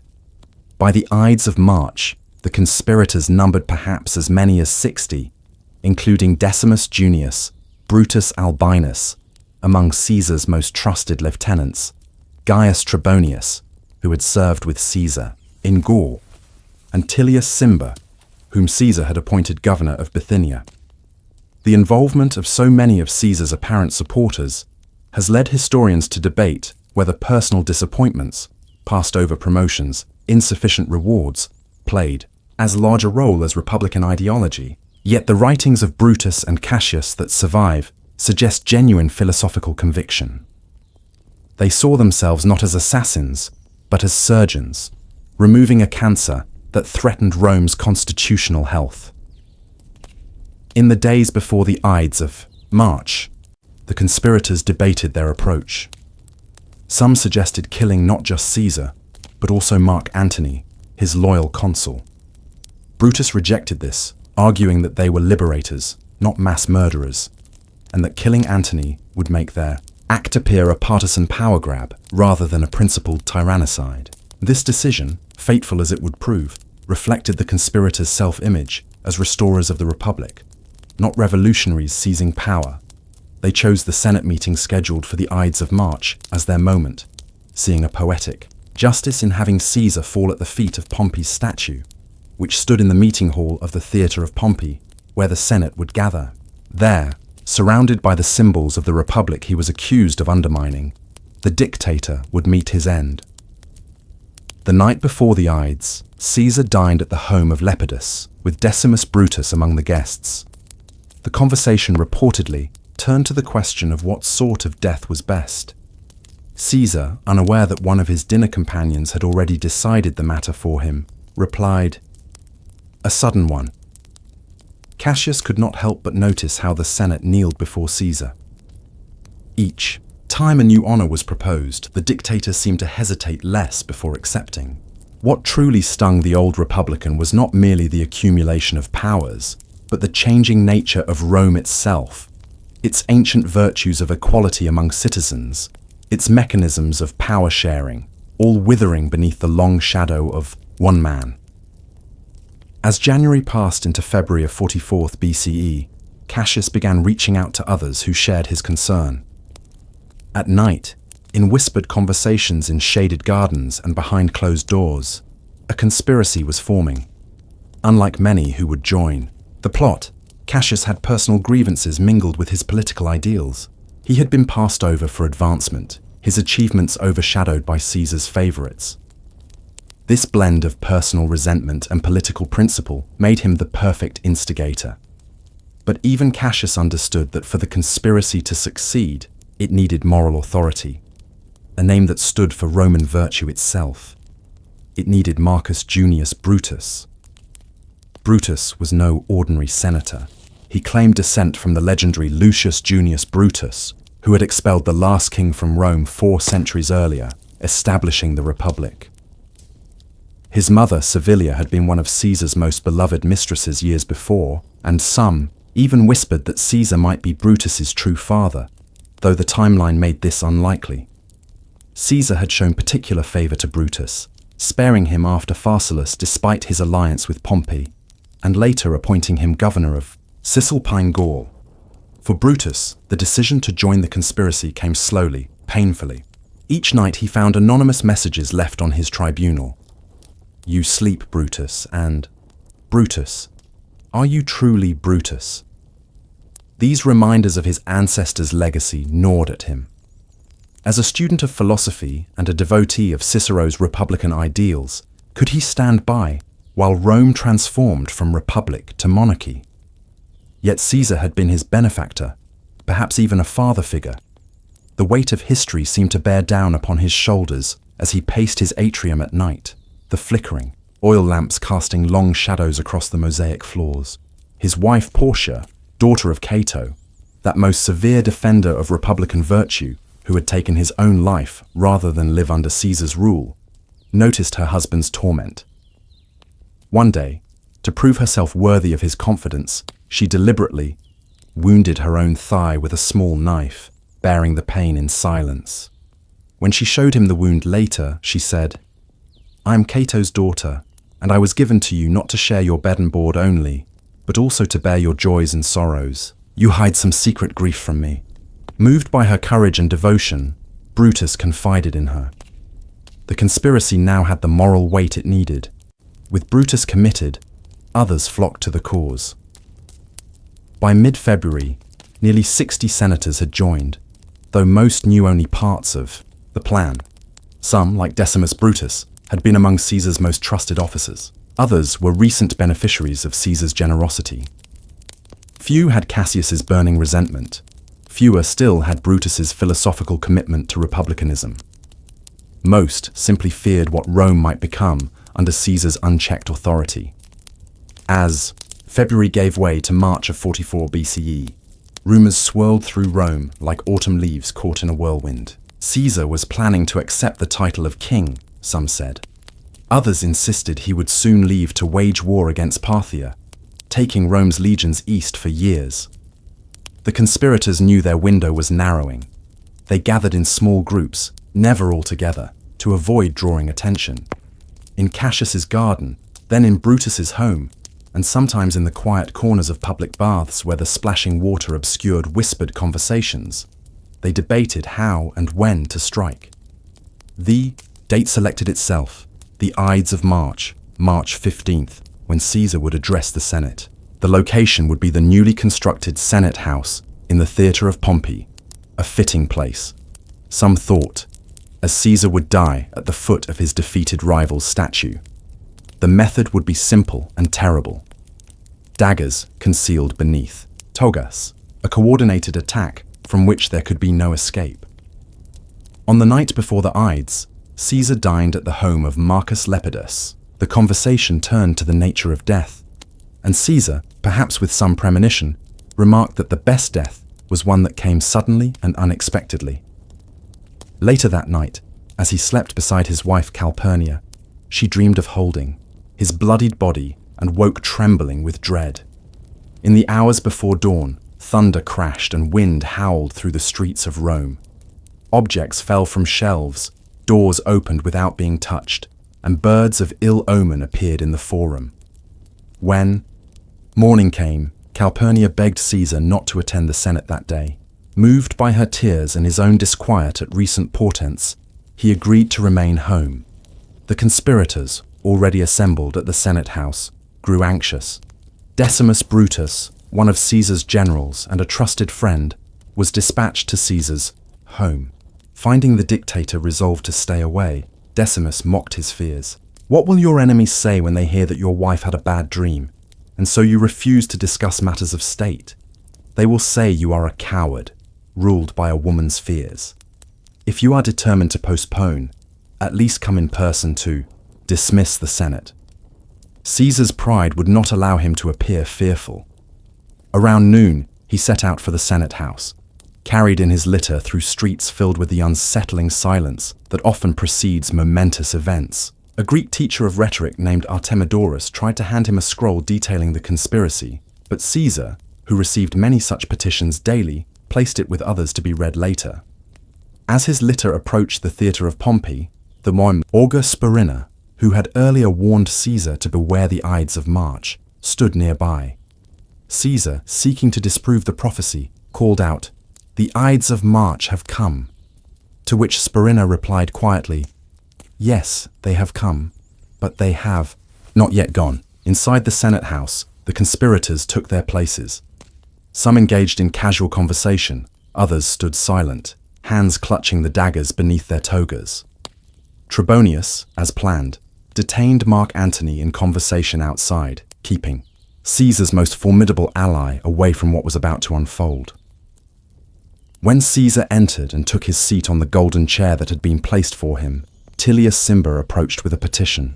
As Caesar waved him away, Cimber grabbed Caesar's toga, pulling it down from his shoulders, the signal to attack. "Why, this is violence!" Caesar exclaimed as Casca struck the first blow, a thrust that glanced off Caesar's chest. Caesar grabbed Casca's arm and stabbed him with his stylus, the only weapon he had. Then the others closed in, daggers drawn. Caesar fought briefly, but when he saw Brutus among the attackers, he pulled his toga over his head in a final gesture of dignity. "You too, my child?" he murmured in Greek, though some accounts give the words in Latin. Caesar collapsed before the statue of Pompey, where he received 23 wounds, only one of which, the second one to pierce his chest, was fatal. In the immediate aftermath, chaos reigned. Senators not privy to the plot fled in terror. The assassins, their togas splattered with blood, marched to the Capitol, daggers still in hand, proclaiming the restoration of the Republic. They had killed the tyrant, they declared, but forgotten to plan for what would come after. They had ended Caesar's life without ending Caesarism. The following days revealed the magnitude of their miscalculation. They had expected the people to rejoice at the Republic's restoration. Instead, shock gave way to grief, and grief to anger. When Brutus attempted to address the crowd from the Capitol, his philosophical justifications fell on hostile ears. People wanted to know about Caesar's will, about what benefits they might have expected from him, about what would become of his veterans and his reforms. Mark Antony, having escaped death by Trebonius's intervention, seized the moment. Granted permission to speak at Caesar's funeral, he masterfully manipulated the crowd's emotions. Standing before Caesar's body in the forum, he began solemnly, praising Brutus and the assassins as men of honor, while displaying Caesar's bloodied toga and the wounds on his body. Gradually, his speech shifted, reminding the people of Caesar's conquests, his generosity, his care for Rome's common citizens. Reading Caesar's will, which left substantial gifts to the people and made his nephew Octavian his heir, Antony transformed, simmering resentment into open fury. The crowd that had gathered for Caesar's funeral became a mob bent on vengeance. They took up Caesar's body and carried it to the field of Mars where, against all custom, they built a funeral pyre. From this fire, some took burning brands to the homes of the conspirators. The assassins, realizing their lives were in danger, fled Rome. Within days of killing Caesar to prevent one-man rule, they found themselves hiding in provincial towns, their grand vision of a restored republic already slipping away. In Rome, Mark Antony moved quickly to consolidate power. As Caesar's fellow consul, he had legal authority, and as Caesar's friend, he had popular support. He secured Caesar's papers and fortune, using both to build his position. He passed laws confirming Caesar's acts, distributed land to veterans, and positioned himself as Caesar's political heir. Yet even as Antony maneuvered, a slender, sickly young man was journeying toward Rome, summoned by news of his great-uncle's death and an unexpected inheritance. Gaius Octavius, now Gaius Julius, Caesar Octavianus by adoption, was only 18 when Caesar died. He had been studying in Apollonia, preparing to join Caesar's Parthian campaign. Initially, his friends and family advised caution, suggesting he renounce the dangerous inheritance. "I would be unworthy of his name," Octavian replied, "if I shrank from the hazards which that name brings." With this resolve, he stepped into the turbulent waters of Roman politics, where he would prove himself Caesar's true heir in cunning, if not in battlefield glory. Arriving in Rome, Octavian faced a delicate situation. Antony, 20 years his senior and a seasoned commander, treated him with condescension, refusing to release Caesar's funds for the payments promised in the will. Octavian, showing remarkable poise for his age, sold his own properties and borrowed heavily to fulfill his adoptive father's promises.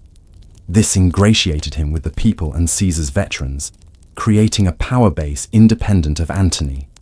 The Senate, led by Cicero, saw an opportunity in this rivalry. Cicero, who had remained neutral during the conspiracy despite sympathizing with its aims, now sought to use young Octavian against Antony, whom he considered the greater threat to republican government. In his famous Philippics, Cicero denounced Antony while praising Octavian, hoping to control the young heir while undermining the seasoned general. "I praise this young Caesar. I commend him, but only with the understanding that his good intentions toward the state will continue," Cicero wrote. unaware that he was nurturing a serpent that would ultimately strike not just at Antony, but at the Republic itself.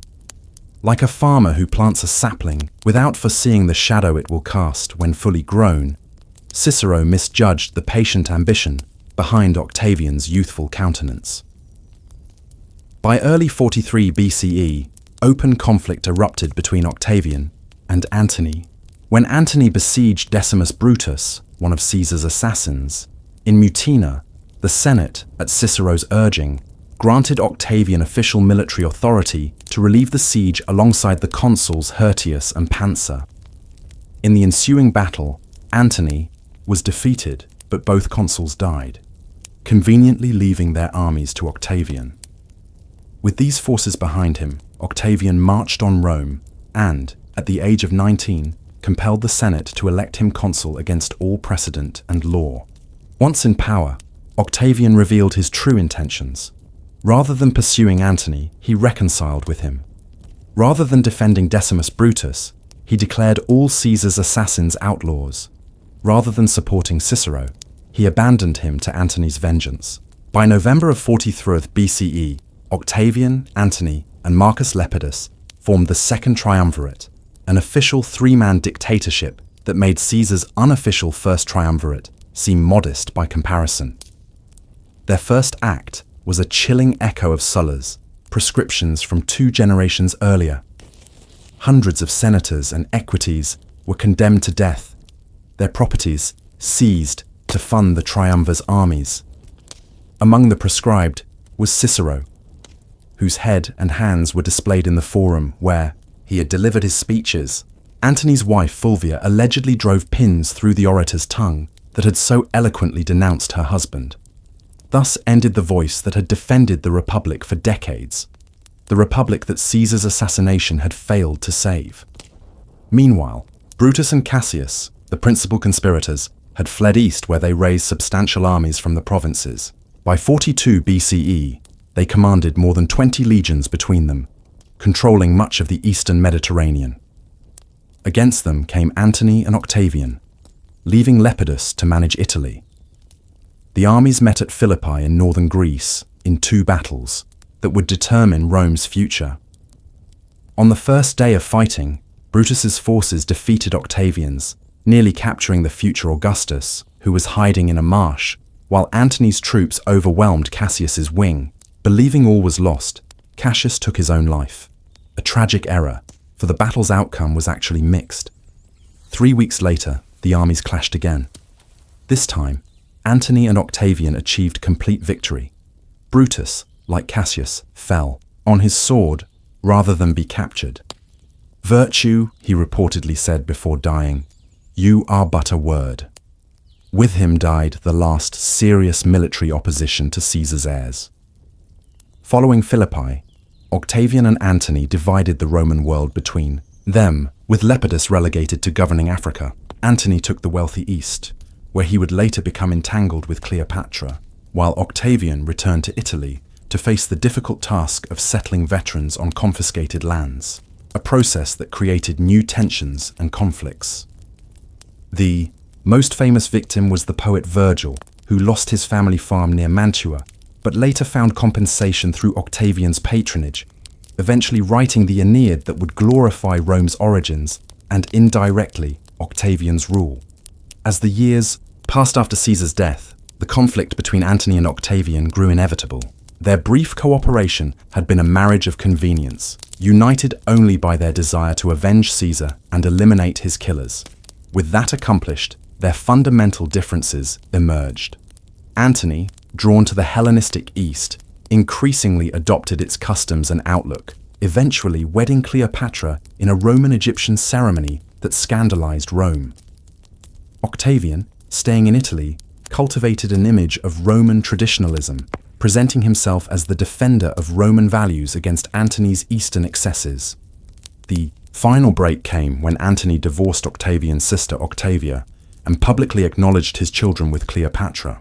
Octavian seized upon this, publishing Antony's will, which he had illegally obtained, showing that Antony intended to leave Roman territories to these children.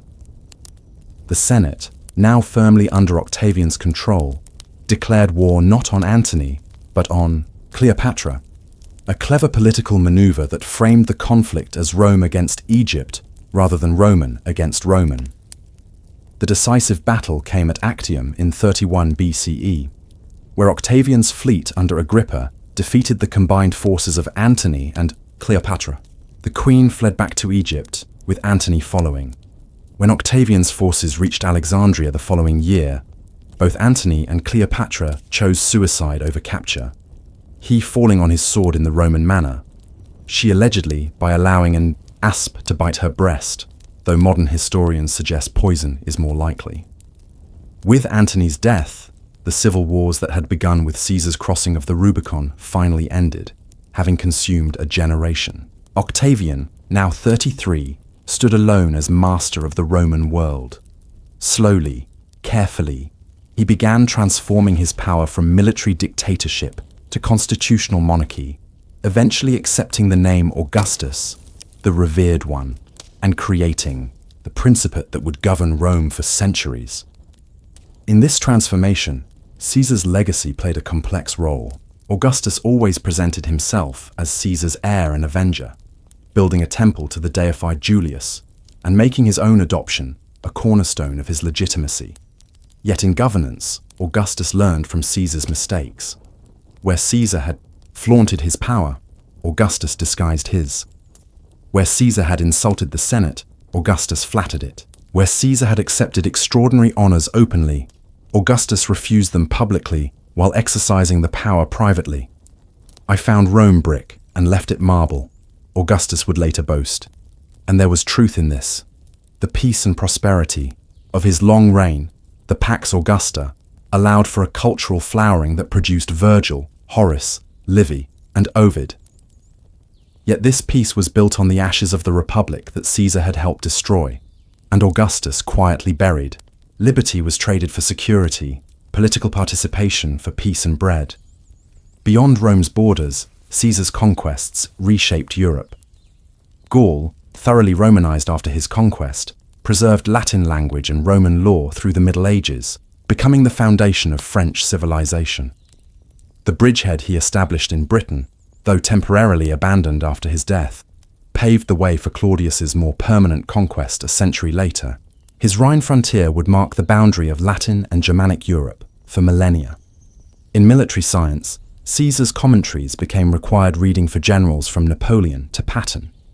His speed of movement, tactical flexibility, and personal leadership from the front set standards that commanders would emulate for 2,000 years. His ability to inspire loyalty among his troops, speaking to them as comrades, calling them fellow soldiers rather than soldiers, while maintaining discipline, created a template for military leadership.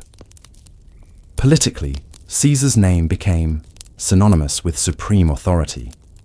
The titles Kaiser and Tsar, both derived from Caesar, and dictators from Mussolini to Napoleon, explicitly invoked his legacy. Yet Caesar himself might have found this ironic, for he was no ideological dictator, but a pragmatic politician whose path to absolute power began with championing popular causes against entrenched elites. Perhaps Caesar's most enduring legacy lies in literature and imagination. Shakespeare's play Julius Caesar, though historically imperfect, captured the moral ambiguity of the assassination that has fascinated generations. Was Brutus a tragic hero defending liberty, or a short-sighted idealist who enabled worse tyranny? Was Caesar a necessary reformer, or an ambitious autocrat? These questions remain because Caesar's life embodies fundamental tensions in political life, between order and freedom, effectiveness and legitimacy, personal ambition and public good. When excavators discovered Caesar's final resting place, in the Roman Forum in 2018, marked by a simple stone slab rather than the grand monument one might expect, it seemed a fitting metaphor. Caesar's physical remains are modest, but his imprint on history towers above most mortals. The institutions he broke, the Roman Republic with its careful balances and divided powers, never recovered. The system that replaced it, the Roman Empire with its concentration of power in one man's hands, ruled the Mediterranean for 5 centuries. For the senators who plunged their daggers into him on that March day, Caesar represented the death of the Republic's freedom. For the common people who mourned him, he represented hope for reform and relief from aristocratic domination. For his heir Augustus, he provided both a model to follow and mistakes to avoid. For posterity, he became something larger than any of these, a symbol of the great man who transcends the limitations of his time through sheer force of will. In the ancient world, great leaders were often deified after death, their spirits believed, to ascend to the heavens. When games were held in Caesar's honor shortly after his murder, a comet appeared in the sky for 7 days, interpreted by many as Caesar's soul taking its place among the stars. Augustus encouraged this belief, placing a star on statues of his adoptive father. 2,000 years later, long after Rome's fall and the rise of new empires and republics, Caesar's name still blazes across the firmament of human memory with similar brightness. The Romans who witnessed his life could not have imagined how thoroughly his name would endure. The centurions who followed him across the Rubicon, the Gauls who surrendered to his legions, the senators who fell before his ambition, and the commoners who cheered his triumphs, all would be astonished that in distant lands unknown to Rome, in languages that did not exist in their time, people would still speak of Caesar. Julius Caesar has achieved what few mortals ever do: immortality of reputation, transformation from man to archetype. So ends the tale of he who crossed the narrow stream called Rubicon, and by that, crossing changed the course of rivers greater still. The marble hands that held the world now lie in dust, the voice that commanded legions silenced by time's passage. Yet when leaders stand at crossroads of decision, when republics tremble before the weight of their own contradictions, when the cry for order battles the yearning for liberty, there walks Caesar's shadow still. Like the autumn wind that carries fallen leaves across the 7 hills of Rome, his legacy drifts through corridors of power built millennia after his heart stopped beating. Time, that great eraser of human achievement, has only burnished his name to brighter luster. The blood that stained Pompey's statue has long since washed away. The flesh has returned to earth, but the essence remains. Listen closely in the twilight between wakefulness and dreams, in that soft borderland where history whispers to those willing to hear. There stands Caesar still, not as flesh, but as idea, not as man, but as eternal question. What price order? What value freedom? What meaning glory? In that quiet realm beyond ambition's fever, perhaps he has found what eluded him in life. Not conquest, not crown, but understanding. His coins still surface from the soil of distant provinces. His words still echo in marble halls of learning. His decisions still shape the world we inhabit. And as night deepens and sleep approaches, remember that empires rise and empires fall, but stories, those remain. In that perpetual republic of memory, Caesar walks forever, crossing his Rubicon again and again as the stars wheel silently overhead, indifferent to the brief, brilliant fire that was the man called Gaius Julius Caesar. As the echoes of Caesar's legacy fade into the gentle night, I invite you to continue these historical journeys with us. If tonight's story helped ease your mind while enriching your understanding of history, please take a moment now to subscribe to Fall Asleep to History. Click the subscribe button below, enable notifications, and join our growing community of history lovers who drift asleep on the currents of time. Every week, a new historical narrative awaits you, from ancient civilizations to legendary rulers, lost cities to world-changing revolutions. Your subscription supports the creation of these meticulously researched, sleep-optimized historical journeys. Share with friends who struggle with sleep or who simply love history told with depth and care. Thank you for listening. Sleep well, and we'll meet again soon, somewhere in the mists of history. Subscribe now. Pleasant dreams.